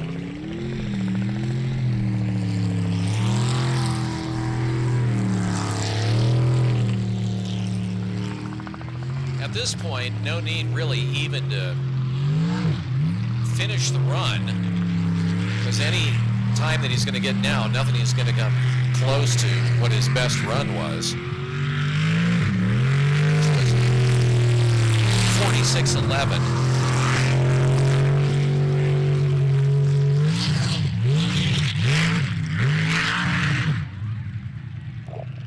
So he does get the clean run.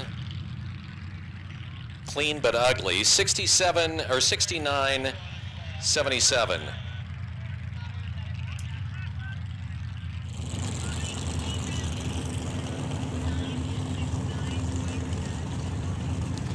Dave Brown and Matt Lynch. Likely the last time they'll see them today. We will see them today unless they do something amazing in boat 31A. Dave's very first sprint boat race as a driver.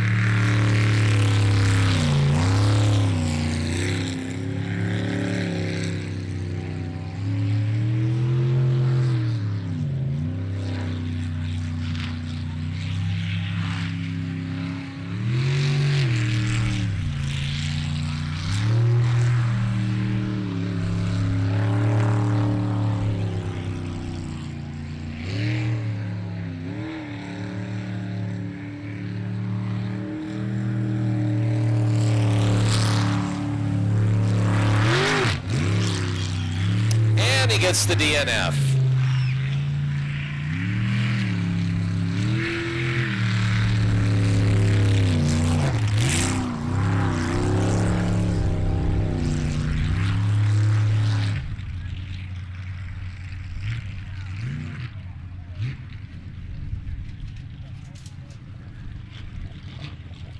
Stephen and Randy Church coming up with one more shot in 156B. In the Bad Influence.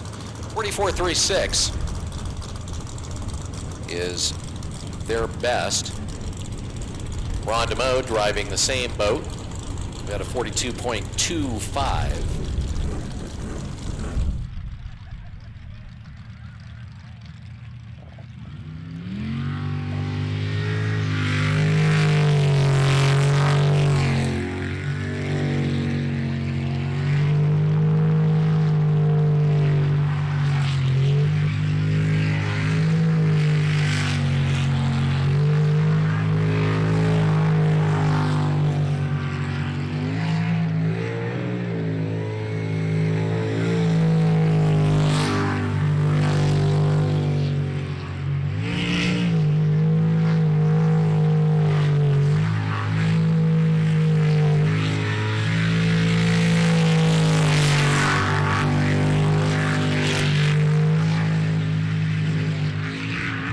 Nice and smooth, 43.12.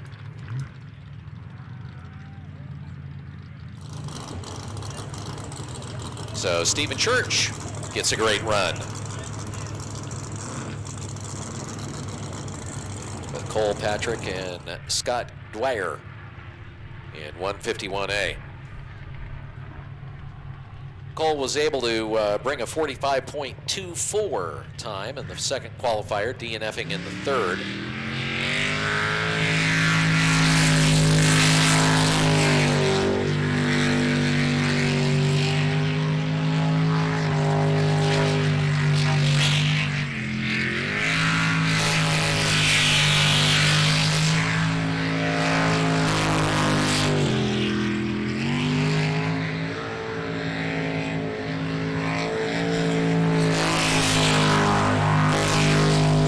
Smooth so far for Cole.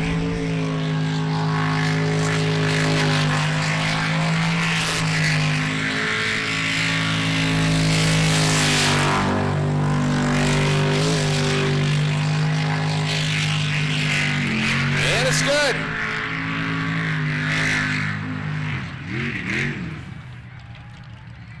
.43.49, his best run today.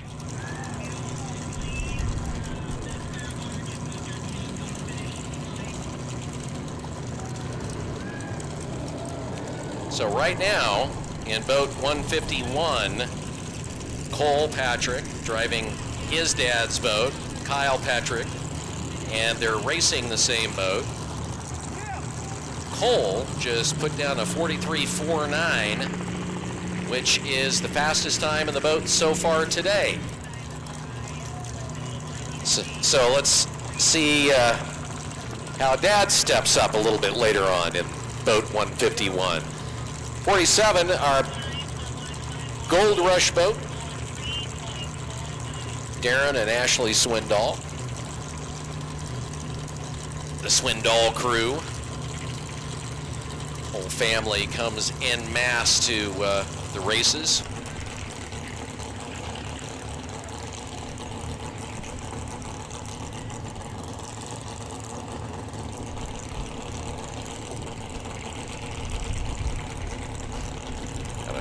Graham, Washington.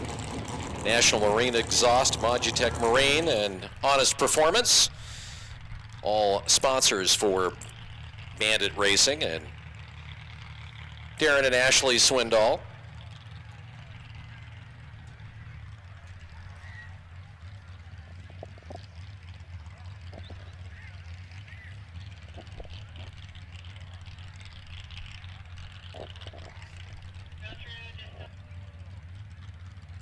All right, once again, doing a light check. Great, we're all set. Thank you very much. Looking at the start and finish sensors.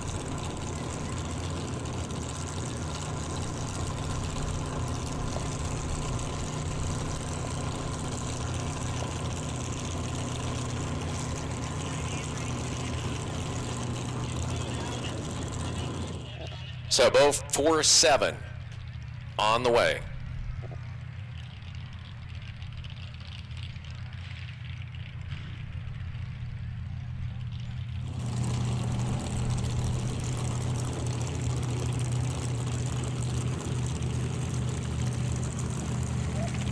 .33. Darren's best time.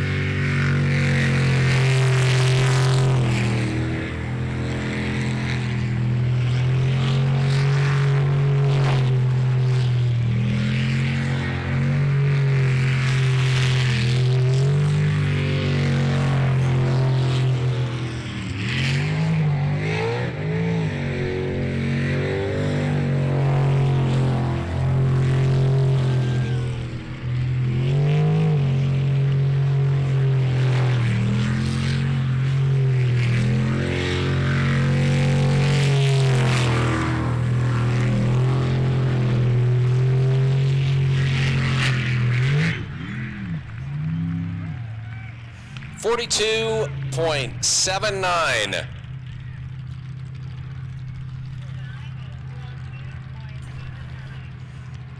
Another consistent run for Darren Swindoll with Von Trapp, Matthew Denson in the live wire boat, 02.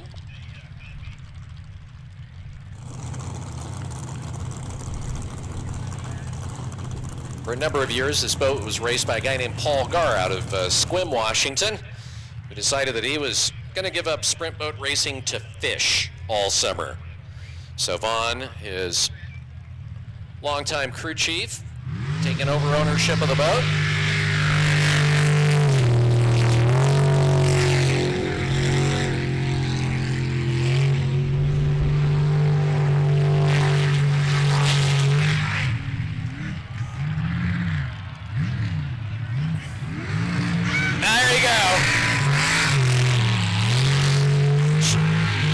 Nice shortcut, Vaughn.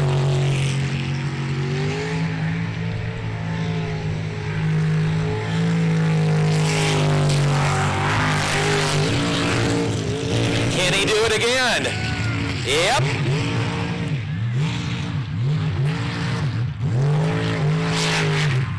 Ah!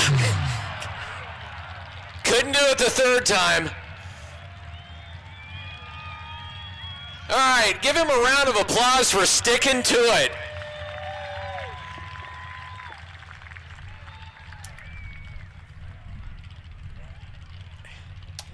That was an awesome run.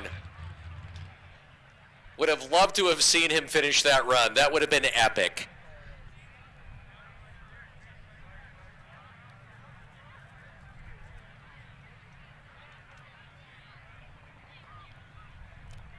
I gotta figure if I was a navigator, I'd just be sitting in there laughing my butt off at that run.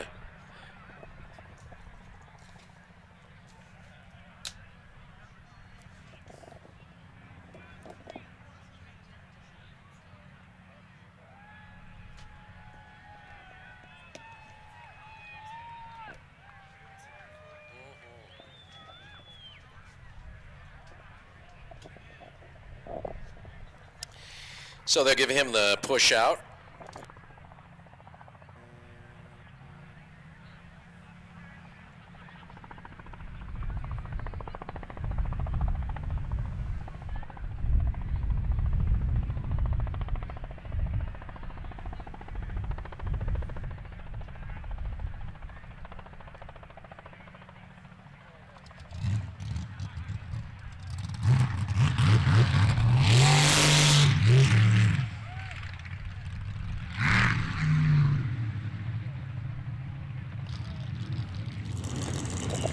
Fastest boat in the class on the way so far today. Boat 22, the Punisher.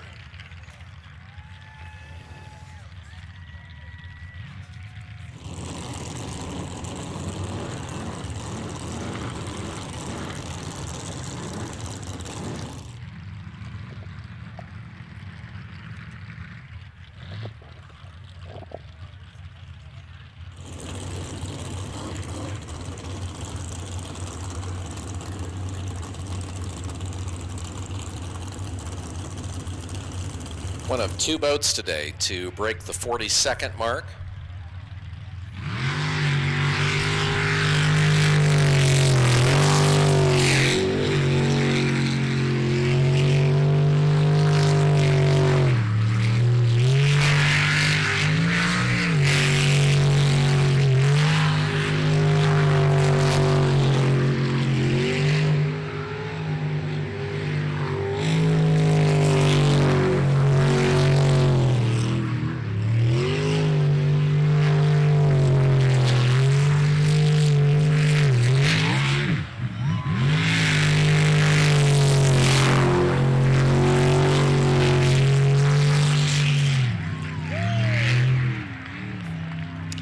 .87.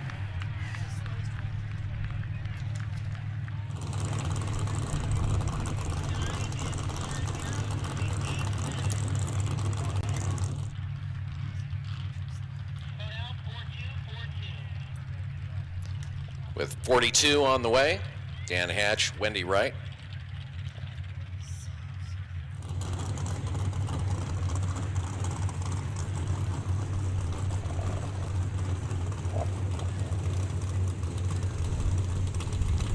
.47.10 is the best they've been able to bring to the table, a DNF and a 48.69, so.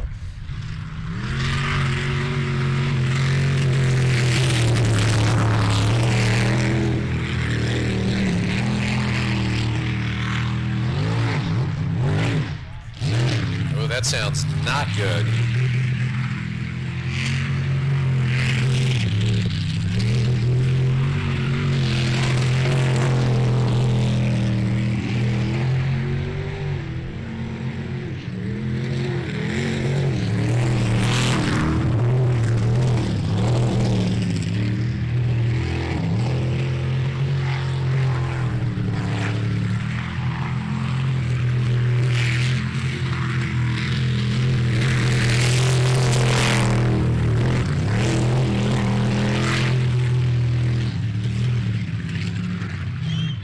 Clean run.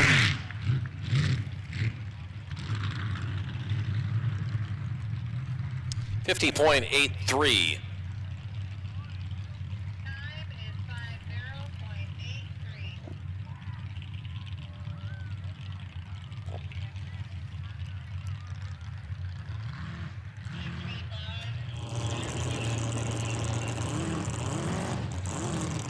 All right, the little Jolly Roger boat,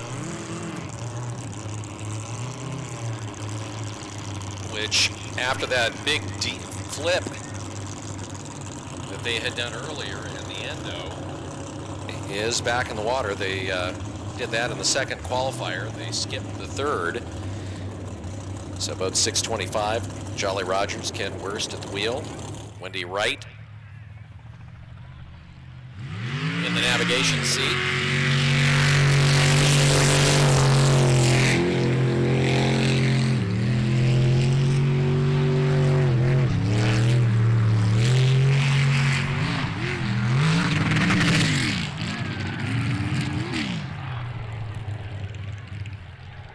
And he sticks it.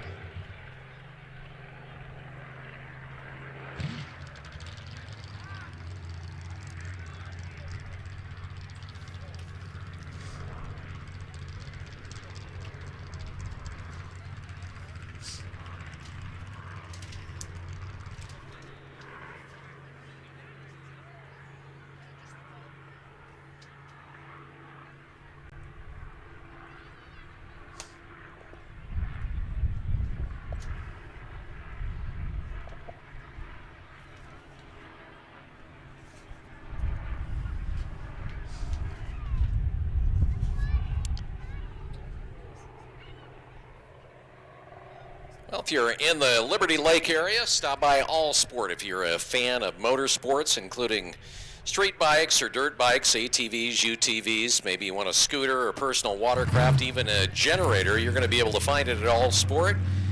Lots of great brand names, Yamaha, Honda, KTM, Indian, Polaris, all under one roof. Located there in Liberty Lake, just off I-90 at Barker Road. And they just added the full line of KTM street and dirt bikes to the showroom, so wander on in and take a look. It's allsportracing.com for more details. And if you're looking for something pre-owned, they have a great selection of pre-owned bikes and the like.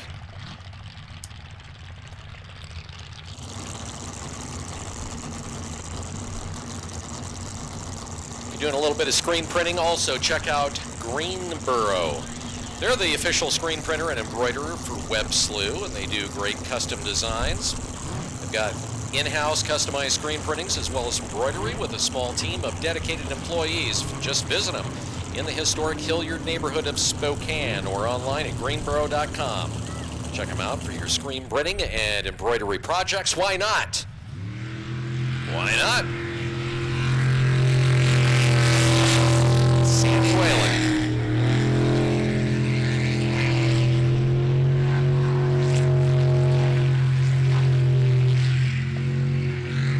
Sponsored by Worth.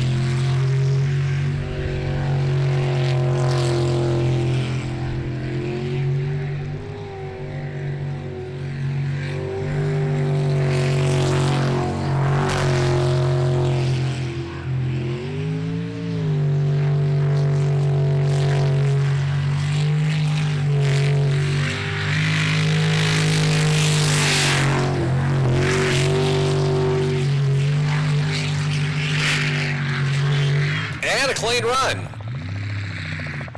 46.26. That's their best run today.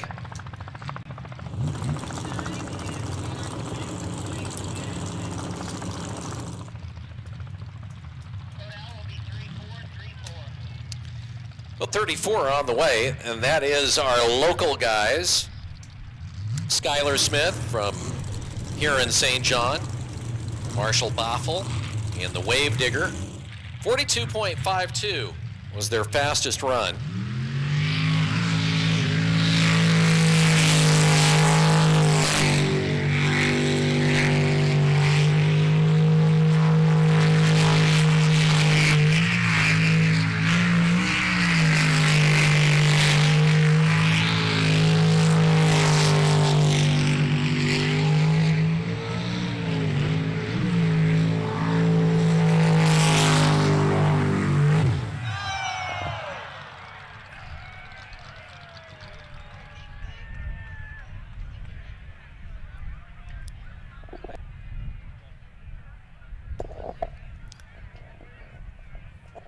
So they won't get a time, but just taking a look at some of the other times, at this point they've definitely made the 8 cut, as long as they can get the boat running and there was no damage coming out of the water there.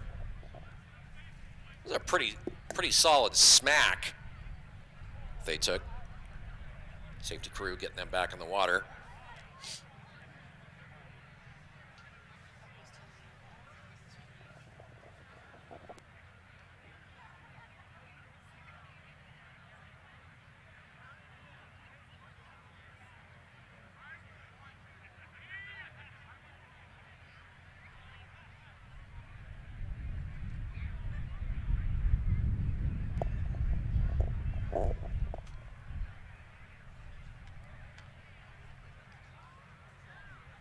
Yeah, you start looking at what the safety crew has done today and that kind of work.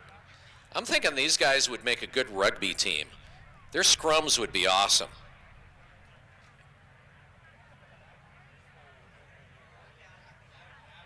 Yeah, these guys are definitely getting a workout today. A lot of activity, and they're all volunteers. That's right. They're out there getting leeches so you don't have to.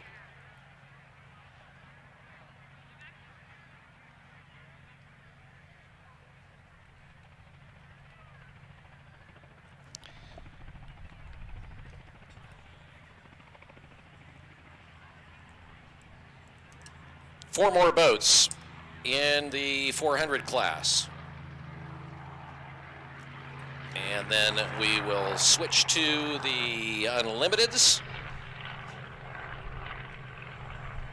with the 7 boats there. And then we will take a little bit of a break so that the safety crew can go grab a bite to eat. And for the first time today, use the facilities.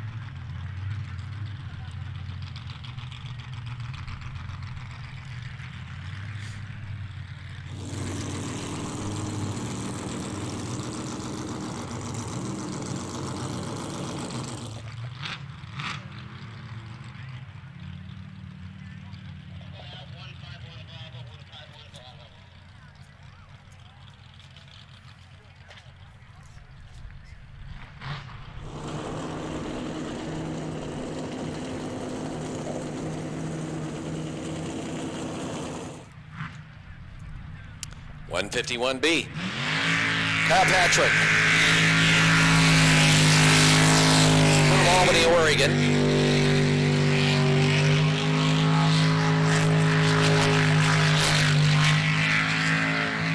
An electrician by trade.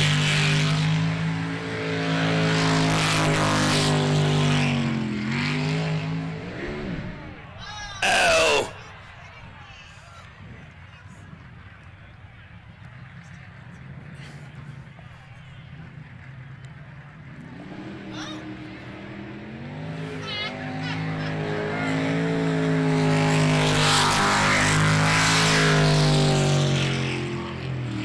Yeah, that's the way you do it. Never mind. Don't bother, guys. I'll just back off the island and finish.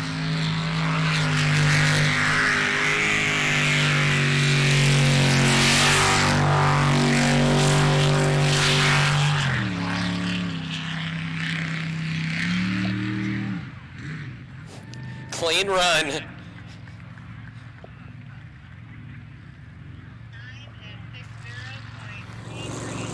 60.33.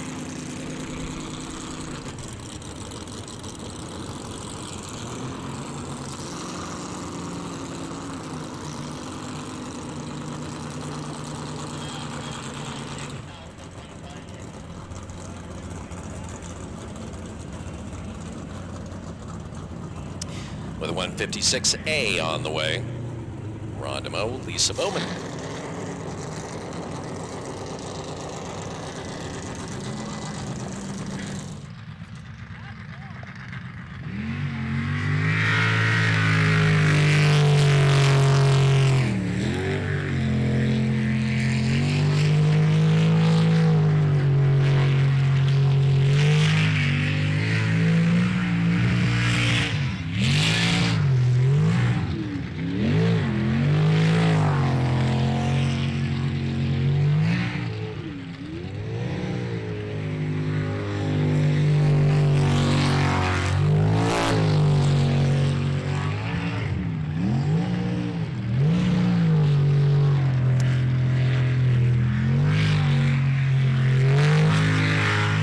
Definitely runs roughest go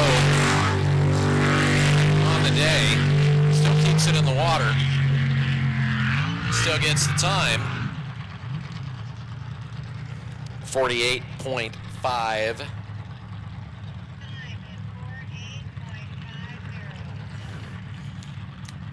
And the bank shot. Backing in. At a 44.23. Jimmy Hess, Jason Christ.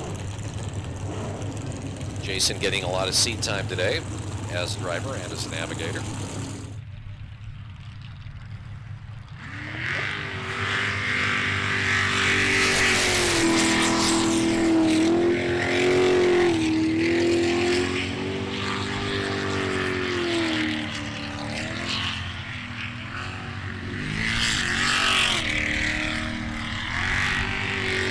director of statistics tells me that Jason is sitting in the 8th spot in the 8 cut. Jason and his wife. Oh! Ow!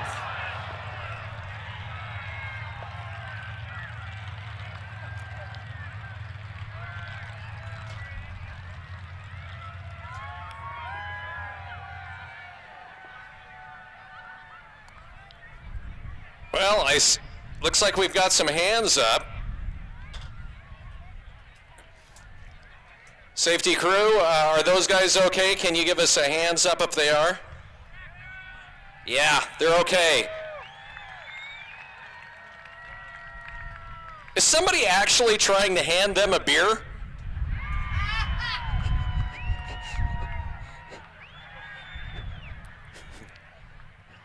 Well, what the heck, might as well buy them around.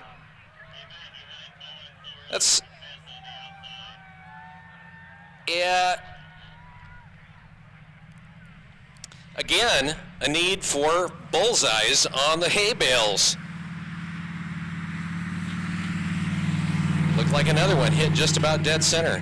He caught that bounce, and it just kind of bounced on top of that bale, the way that it landed. That was a crazy bounce.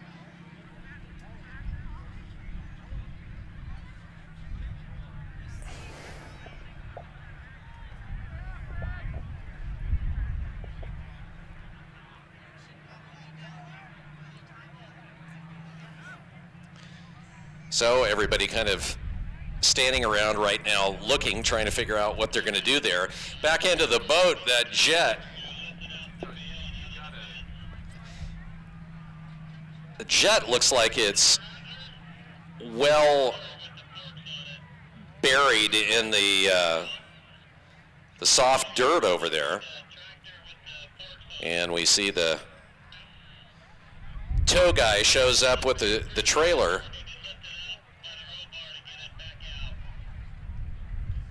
So the thing is, how do you get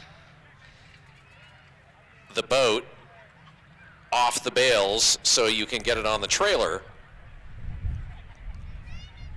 You obviously can't push it off. The back end is really pretty well embedded in the sod over there in front of the beer garden. I mean, it's not like you could just slide it off. I mean, he's embedded there. That was quite the little lawn dart routine.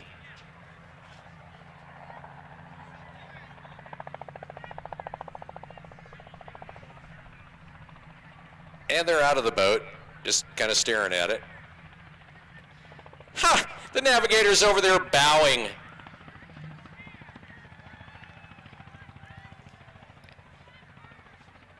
Hey, Jimmy, you're a crowd pleaser. Give it up for him.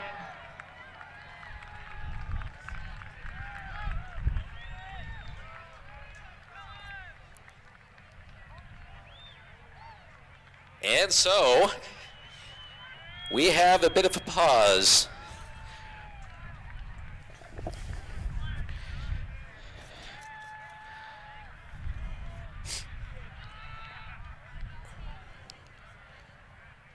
One of our racers out here that's consistently competitive, particularly in the 400 class, is Darren Swindoll. His brother Brian, also a racer, but Darren is in Bandit Gold. At the Show and Shine, we talked a little bit about racing as a family, and kind of what he does to get into his own head to race.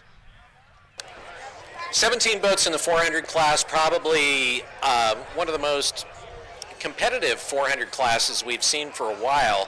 A lot of different people showing up. The Showtime boat last race was, I mean, he was on fire. Of course, you've got the usual suspects out there, and all of a sudden, it's a tight class. Yeah, it's really tight, Bill. We're looking forward to tomorrow. It's going to be an exciting day for sure. Phil Miller, the guy to beat. What's it going to take to beat him? Just going to have to stay focused and really, really push the boat and shave off every little second we can throughout the day and just try and get ahead of them. One of the boats that was surprising in the last race was Bad Influence. Stephen Church driving it part of the time, Ron DeMoe part of the time. They were running some times that were pretty darn fast. Well, they've got it dialed in. You know, it's taken them a couple of events to get the new boat together and, and comfortable. And yeah, Stephen was throwing it down. If they didn't have the little mishap with the spark plug there towards the end of the day, there's no doubt in my mind that they would have been in the top 4 for sure. And people are wondering what the spark plug event was. Essentially, the spark plug broke off inside the engine.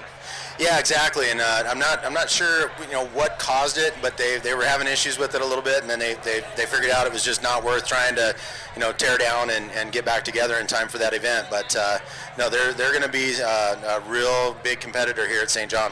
One of the things you said before I started recording here was, "Man, I'm excited about tomorrow."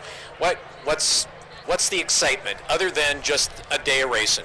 I'm looking forward to seeing some new guys in our class, and I'm looking forward to seeing the guys that have run our class that haven't been back for a while.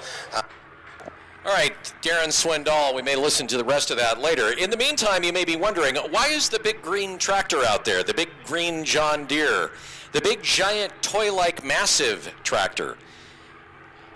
The word is that we're going to see a little maneuver that was perfected a season ago, whereby the forks of that tractor are going to slide in under the roll bar and pick that boat up.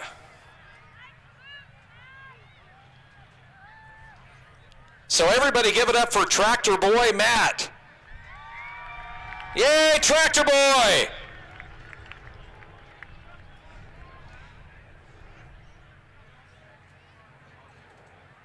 So they go and adjust the forks. Need to have the proper angle.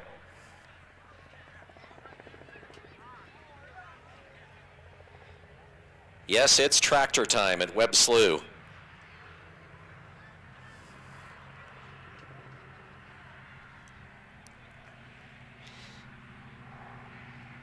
And of course, he wants to get that in there just right. If he's got the forks too low, he tears the seats out. But what the heck, they're not going to use them anymore today anyway.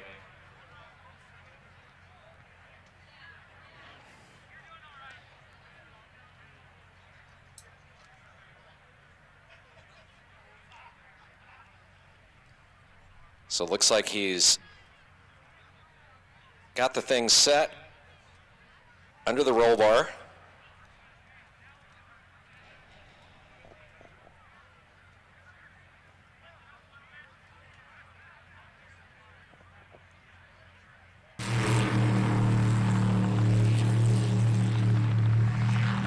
Oh!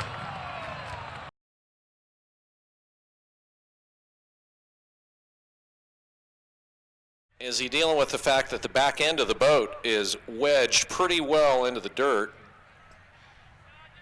And he was able to lift it up. And looks like he's lowering it. Yep.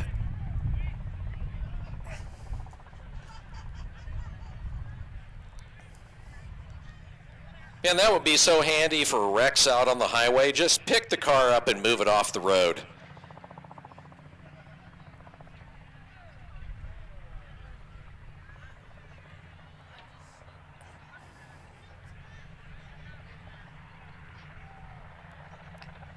Job well done, Matt. Give it up for Matt Webb, Tractor Matt.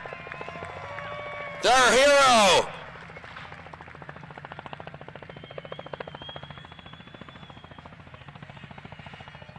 So, Matt with the Tractor Olympics. Another gold medal performance. Now it's just a matter of getting it up on the trailer and getting it off the track.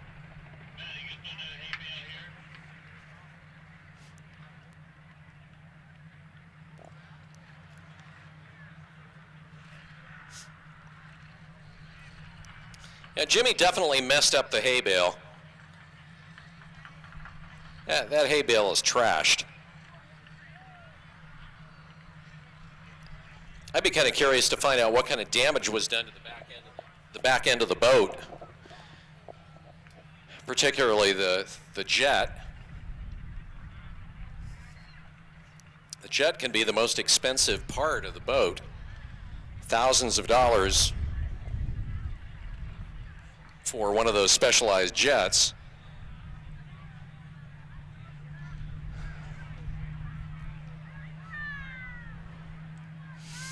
By the way, you might want to check yourself, pat yourself down for your own valuables, like your cell phone, your keys, potentially your wallet, your credit card. We have all those things and more that are over at the ticket booth right now, which is our acting lost and found headquarters. So you might want to just do a quick check, pat yourself down. Do you have your wallet? Yeah, I got my wallet. Do I have my keys? Yeah, I got my keys. Do you have your cell phone? No, you don't have your cell phone. That's okay. It's safely held over at the ticket booth.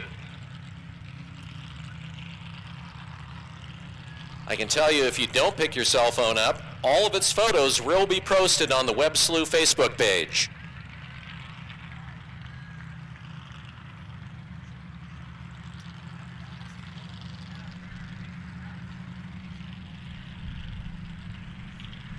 Wait a minute, why is my Tinder selfie on a racing page?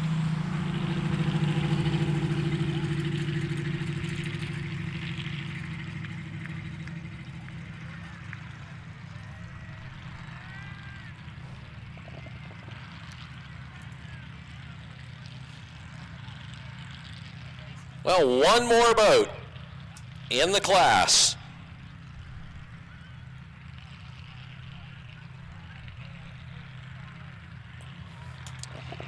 And that is Bandit Black. Brian and Aubrey Swindoll.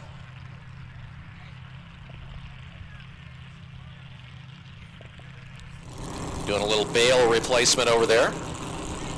Finish up on the interview with Darren Swindoll. 17 boats in the A400. I mean, I've never seen that. We've been doing it for 8 years, but that's a lot of boats in the field, and we're looking forward to, at the end of the day, being one of the top 3, on the podium. So this particular rotation has the infamous 11 into 5. You're smiling and shaking your head. Yeah, I like 11 into 5 actually. It's one of my favorite corners. It's a hairpin, but there's a way to get through that thing, and if you hit it right, you should be able to hit that thing wide open and get through it. And if you take a look at your program and take a look at the map of the track, you can see it there. And that particular corner has been a boat eater over the years. It has. There's been some that I think have gotten into it a little bit hot, and they either have an issue with an engine, letting them down, or they lift. And as soon as you lift, that suction goes away, and you're going for one hell of a ride. One of the things kind of noticeable about your boat is, compared to some of the other ones, you've got just a little bit of slide in the back end. By design? It's actually that's kind of come into play over the last few years. We're one of the boats that does not run a center fin. We've changed the back fins, and we've also lengthened the hull a bit on the bottom. So those changes have allowed us to be able to drift through the corners, where when originally we started driving the boat, it was really bow steering, meaning that it was, when you drop into a corner, it would want to start to swap ends on you. And this is Darren's brother, Brian Swindoll. Last of the 400 class to make it out into the qualifiers. 43.32, his best run.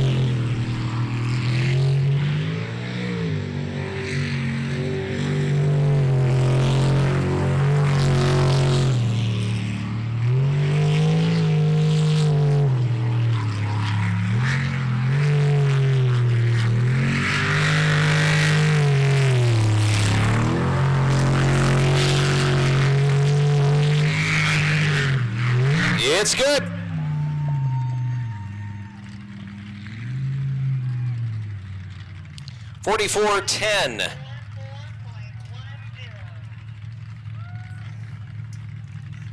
44.10.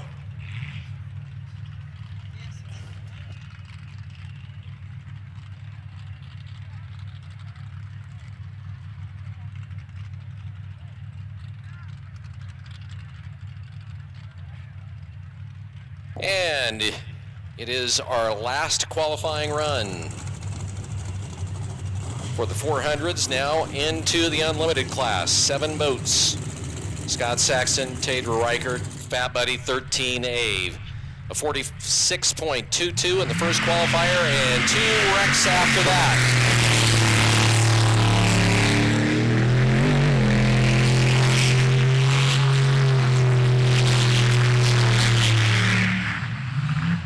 Wide on the corner.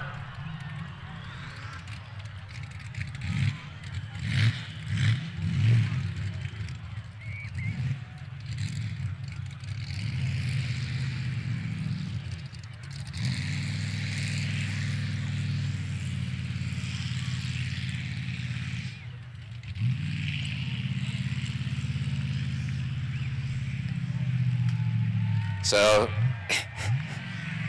he turns around. No stopping.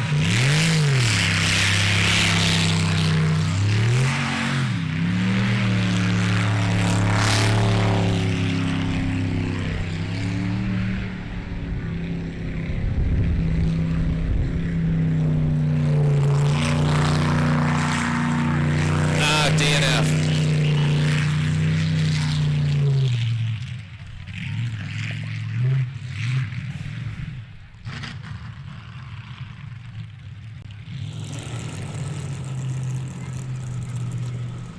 43.22 was the best that Jeremy Brewer has been able to do in Rum Runner 15M 43.22.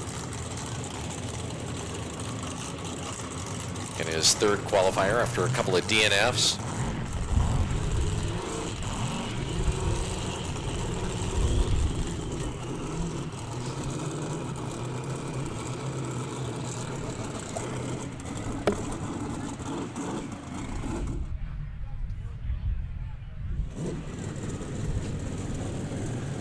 So the course is hot,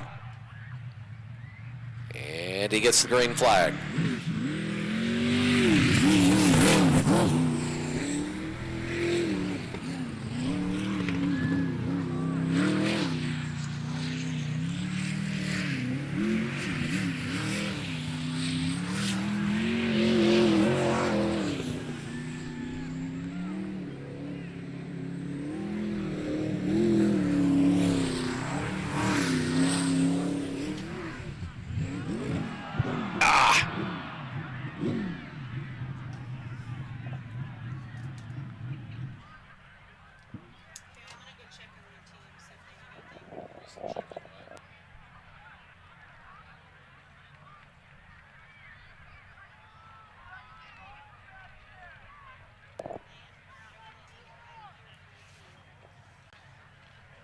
So he gets the official DNF, and they get him turned around. Hopefully he'll be able to get that thing started and off, so we don't have much more of a delay there with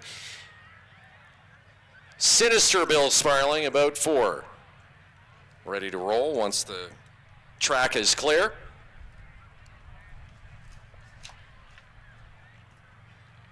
Very odd day of racing today.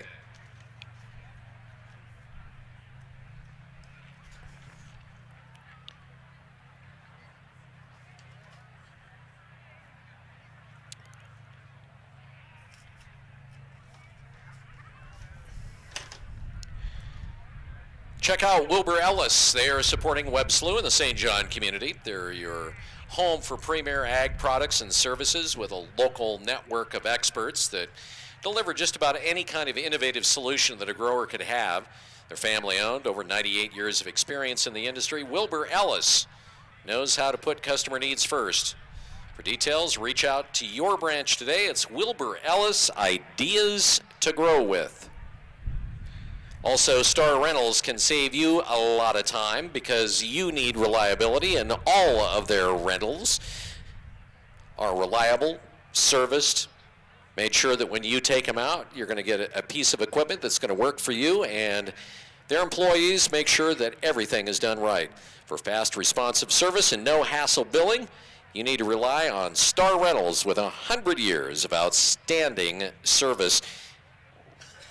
The oldest, largest, and most reliable independent rental company in the Pacific Northwest. Also, T-Will Custom No-Till provides the best ag seeding services for your farm while taking it to the highest standards. They've got innovative ideas for crop success and growth. Where quality seeding counts, T-Will Custom No-Till, proud to be a part of your business, and they're proud to be a part of the Webb Slough Brew. Call Travis Wilson for all your custom seeding needs. Wow, the Ski-Doo's actually going about 4 times as fast as it did. Go, Ski Man, go.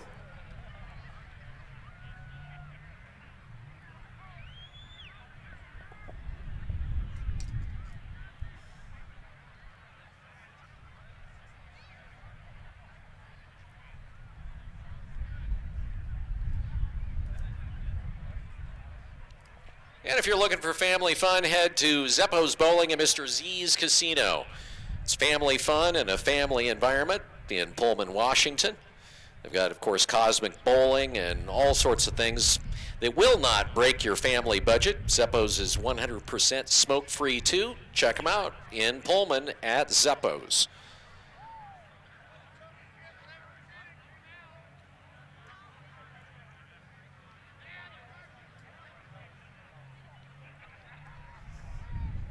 I want to thank everybody who has been joining us today to watch this live stream on YouTube and Facebook, and remind you that we got, looks like 3 or 4 more boats, and then we're going to be in our lunch break. We will be shutting down the stream during that lunch break, but come back to our Facebook page or the YouTube channel, and we will be back up probably about a half an hour after that, whatever time we go off the air. And we will finish out with all the elimination rounds, even if it is till 7 o'clock tonight. Trailer.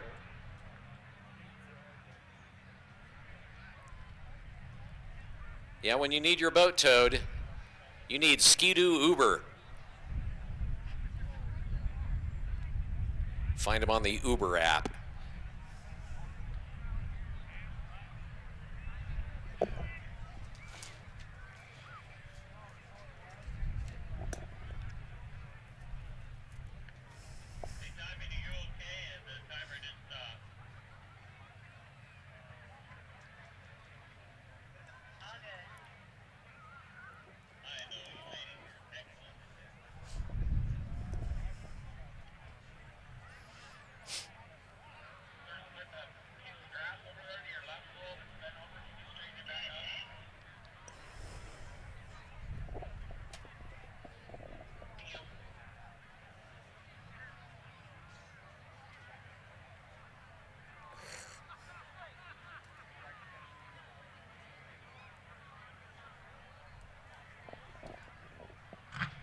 She grew up in Chicago, where all cars are stolen.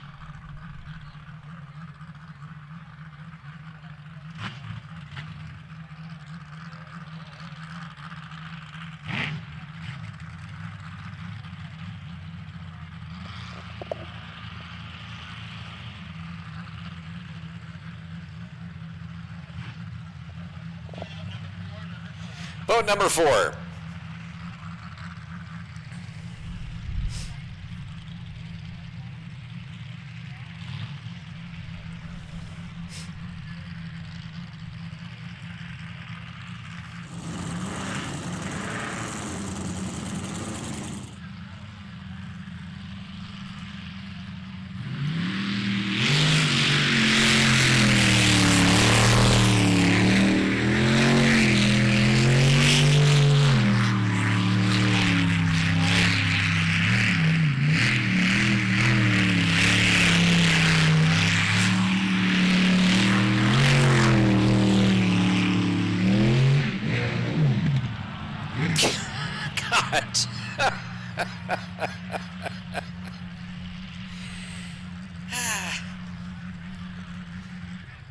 Today just seems like a trip to the island of misfit toys, doesn't it?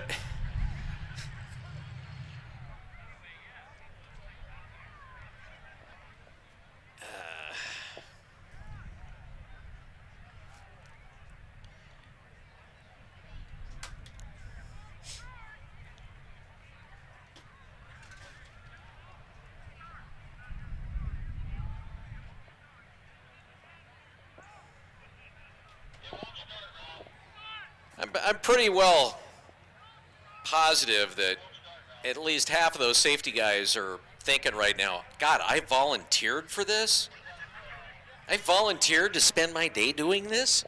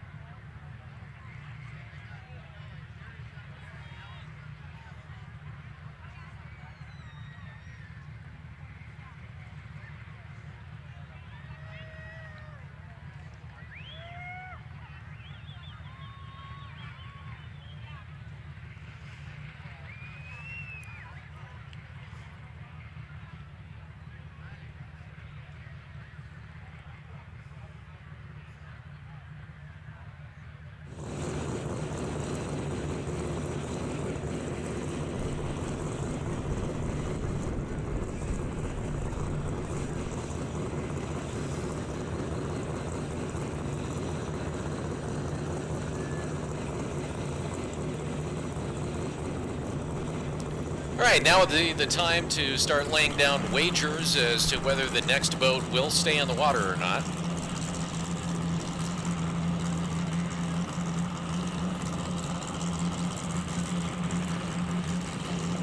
We'll see what the Vegas odds makers are actually booking this at right now. Interesting. The YouTube viewer count is higher than the Facebook viewer count. Kind of unexpected right now.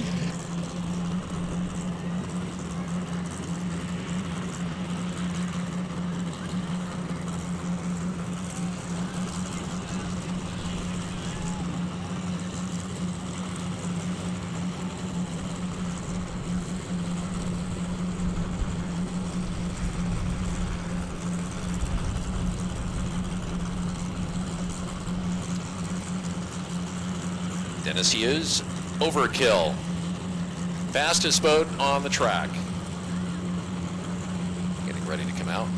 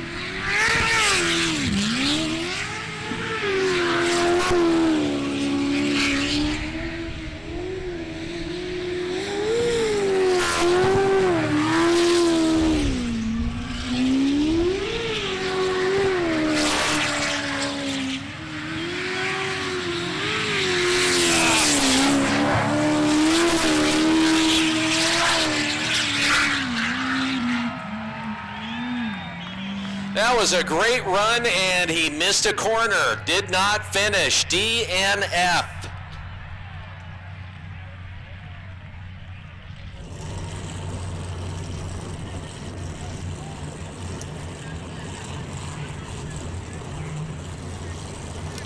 Well, 4 DNFs in a row in the Unlimiteds. With boat 411, Dean Lautenschlager coming up.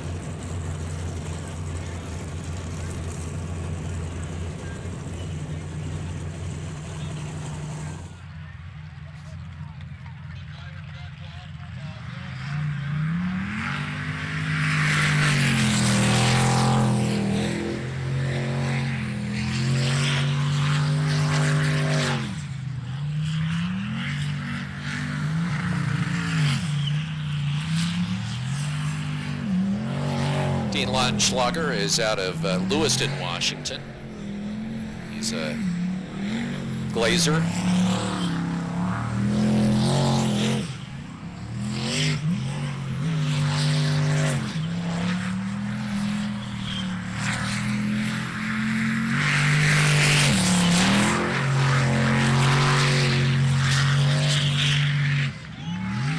Clean run.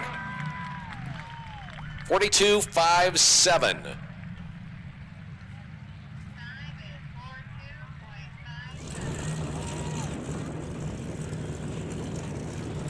With Kiwi Chris Monroe and wife Katie. Coming up next, it's boat 35M. Came pretty close to bringing it in under the 40-second mark. See if they can. Really watching the different boats out here, watching, of course, Dennis Hughes in Overkill. This boat right here seems like the one that could challenge him.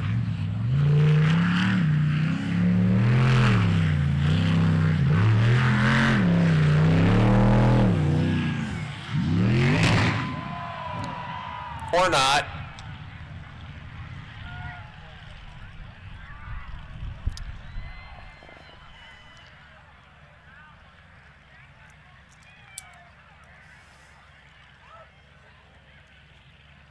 All right, new bet. Okay, first off, whatever you're doing, stop if you're having a drink every time there's a DNF. We do not have enough people to haul you and stack you like cordwood. So, if you want to make a bet with somebody, the bet would be, will anyone in this particular Q4 other than Dean Lautenschlager get an actual time and not DNF? Eric Werner has the last chance at it. Every single person other than Dean Lautenschlager has DNF'd in this Q4 in the unlimited class. So if you'd like to make a friendly wager with friends, feel free.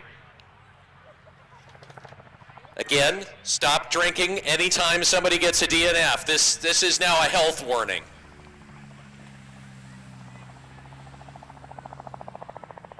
And the Ski-Doo Uber shows up again.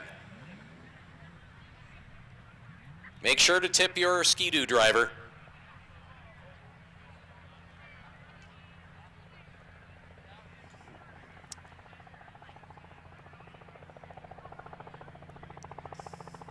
For only 7 boats, this is the longest round I've ever seen.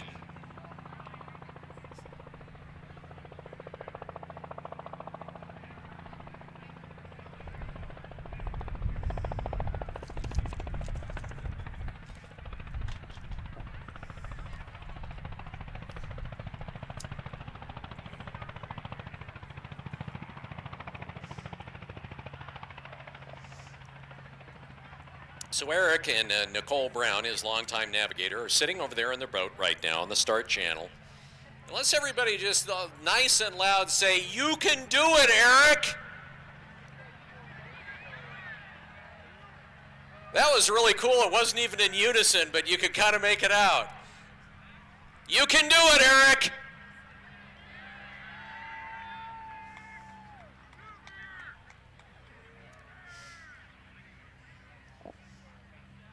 We got money riding on you, Eric. Well, at least some people do.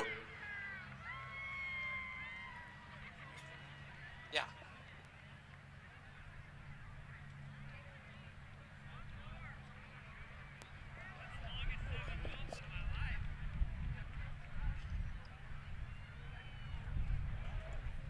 I am kind of busy.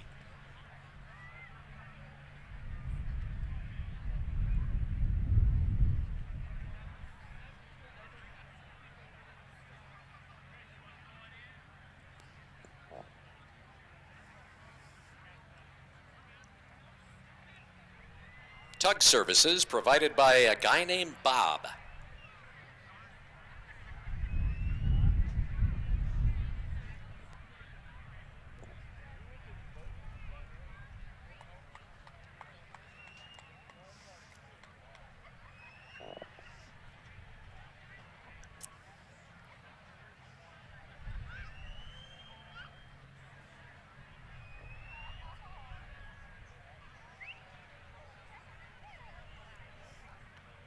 Well, once again, the universal malevolence strike.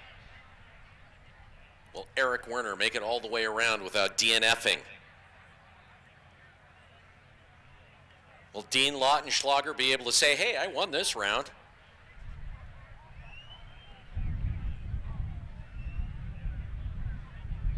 The answer to these and other questions coming up as Webb Slough turns.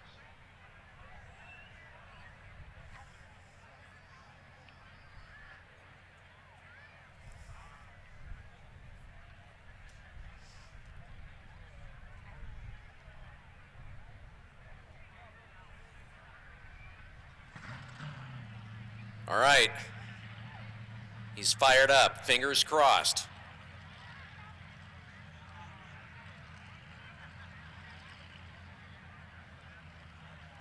Is everybody pulling for Eric to make it through? Except for those that bet against him.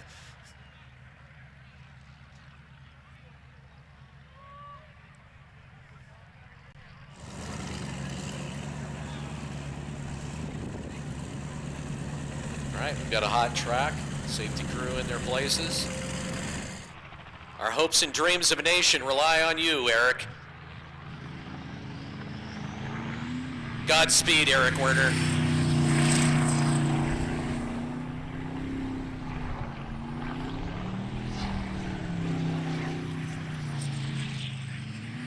Can he make it through? Yes.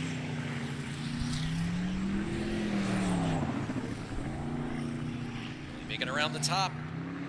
Yes.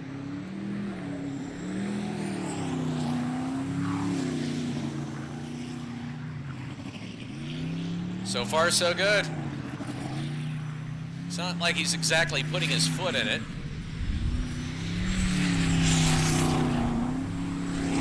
And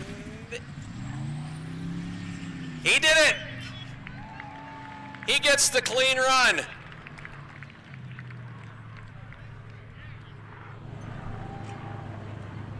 Yes, Virginia, there is a Santa Claus, and he has a... All right, folks, that's it for today's qualifying. We will be stopping the broadcast here in a moment, and we'll be back up probably around a little before 5 o'clock here on West Coast time. And just keep an eye on the YouTube channel for Webb Slough and the Facebook for Webb Slough, and just you'll see us go live. So thanks again for joining us, and we'll be back a little bit later.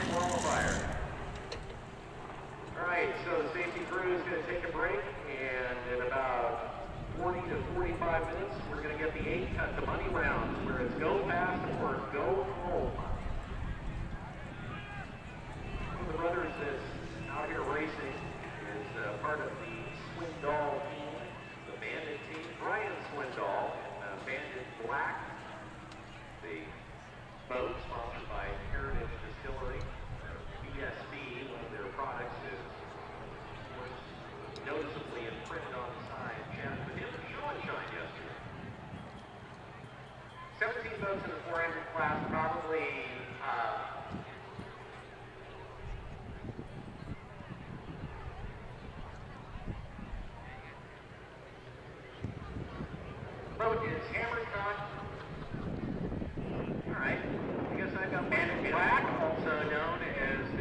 black sprint boat, bourbon boat.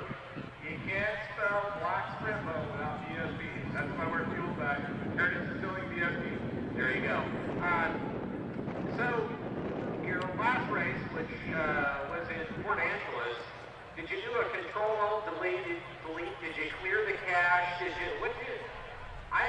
I've watched you race for years, and I have never seen you just DNF.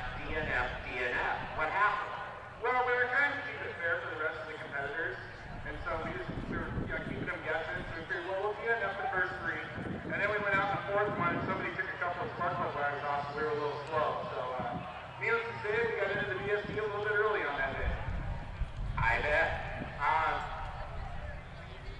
So, you and your brother, of course, Bandit Team Racing. I guess maybe the question that I wonder between the two of you is, how much of, because you're both boat builders, you both help each other out. How different is your boat from the Yellow Bandit? Well, we didn't want to build them identical, because even just to learn some data on the two engines. So yes, we use the same engine builder on performance with other way Washington. But we have different camshafts, we have slightly different pistons. They do make about the same horsepower, but that way we get some information. I mean, they're both good motors, but they do act a little bit different. And then, we just got just some creature comfort, for lack of a better term, things. The way his steering set up is a little bit different than mine. But they are very, very, very close. I mean, they're probably 80% the same, I would say. What's the 20%? Just in the way that it's set up with what the feel of the boat is. For example, I run a center pin. He does not run a center pin. So that means that his boat will slide a little bit more in the corners where mine really doesn't. And it's just a feel that you like, And some other things too is that the RPM ranges are a little bit different on our engine, so we run slightly different impellers. And then basically just on how you have the steering set up, whatever's comfortable for you. Even the size of the steering wheel. Some people prefer a little small one, which makes the steering quicker, and other people might want a little bigger one, makes it a little slower. So it's just things like that. Okay, for the folks that are here, that are watching, maybe they've never been to a sprint boat race before, when you mention the impellers, now these are jet sprints. When you mention impellers, explain for folks that don't know what that even is. So the jet drives on these things is they're what they refer to as a dual stage jet. So there's two impellers in there. So it's similar to if you've ever seen an impeller spinning like in a big jet engine on a 737.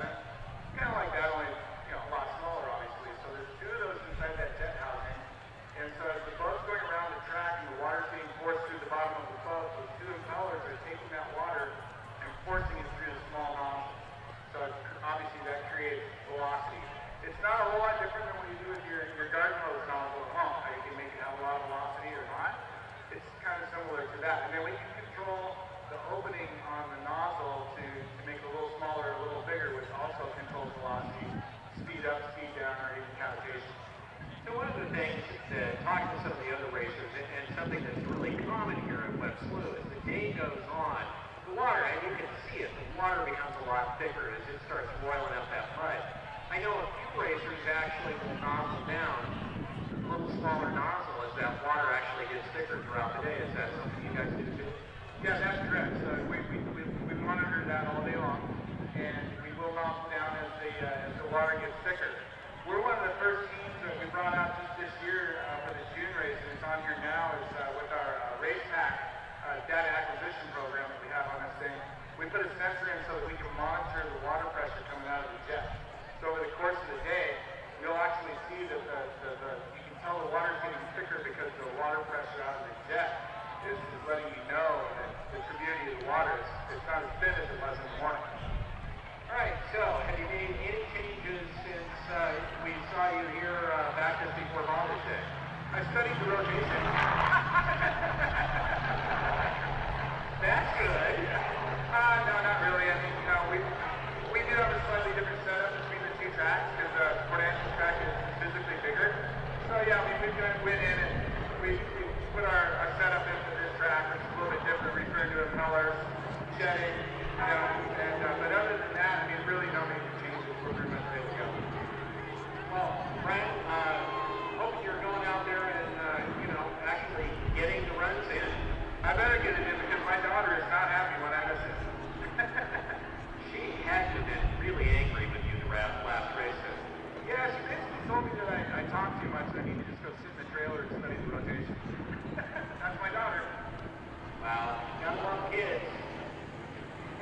luck. Hey, thanks, I appreciate it. You know, shout out to Grid Northwest and Heritage Distilling for all their support, and of course, Washington Marine for backing us as well. Brian Swindoll and Bandit Black. 17 votes in the 400 class, probably. Bandit Black, his best time today was a 43.32. Kind of going over some numbers now. I'm going to let you know who makes the 8 cut. Of course, 14 votes in the 400 class. And almost as many in the modifieds. So it's taking a little bit of time to figure out who is going to make it to the 8 cut. The way that it works is the 8 fastest votes from the class, based on their best time, make it into the 8 cut.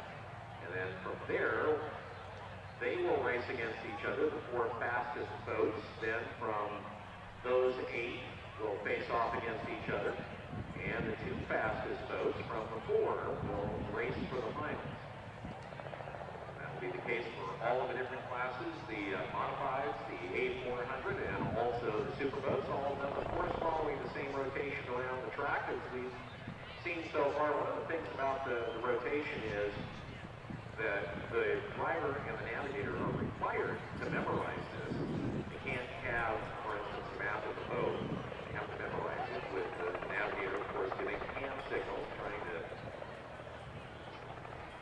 let the driver know when to go straight, when to turn.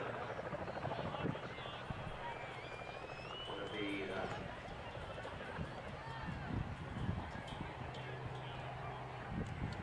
Heidi Danaher is turning 39 years old today. Congratulations on your metamorphosis.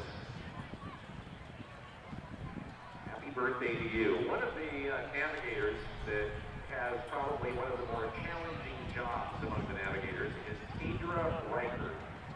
Tadra is the navigator for Scott Saxton, who is not only in the 400 class, but also in the superboat class. And Tadra, somewhat against her will, was willing to answer a few questions at the show and shine yesterday about what it's like trying to navigate for Scott Saxton and what her job really is and how much attention he actually pays to her.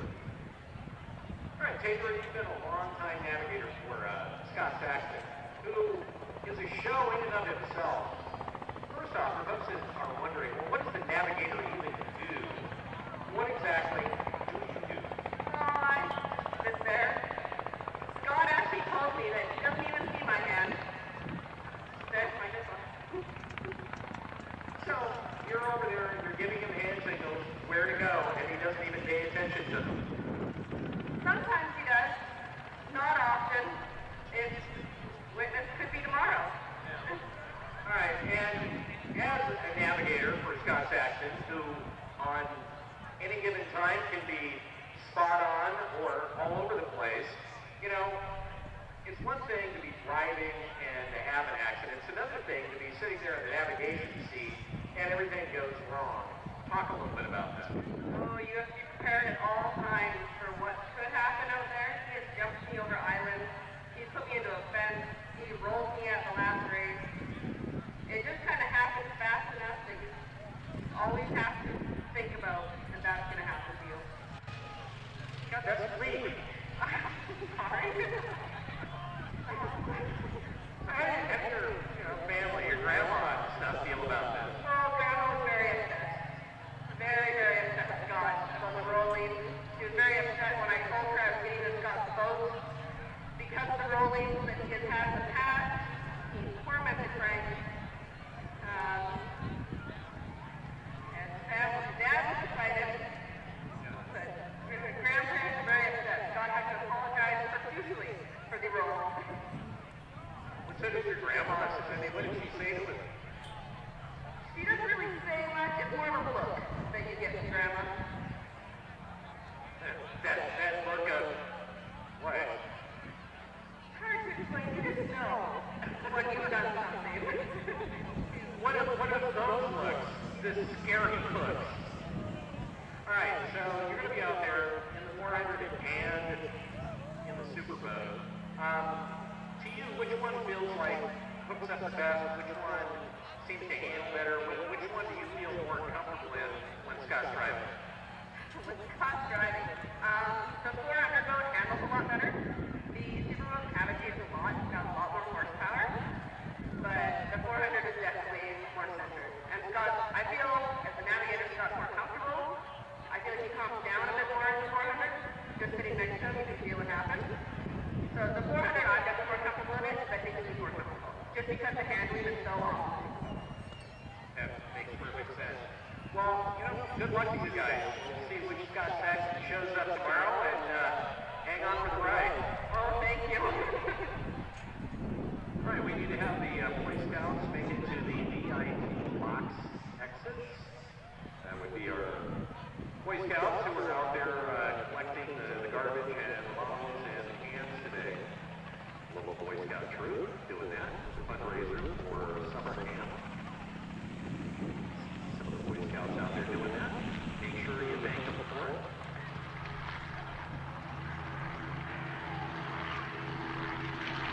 Okay. Give you an idea of what the lineup is going to be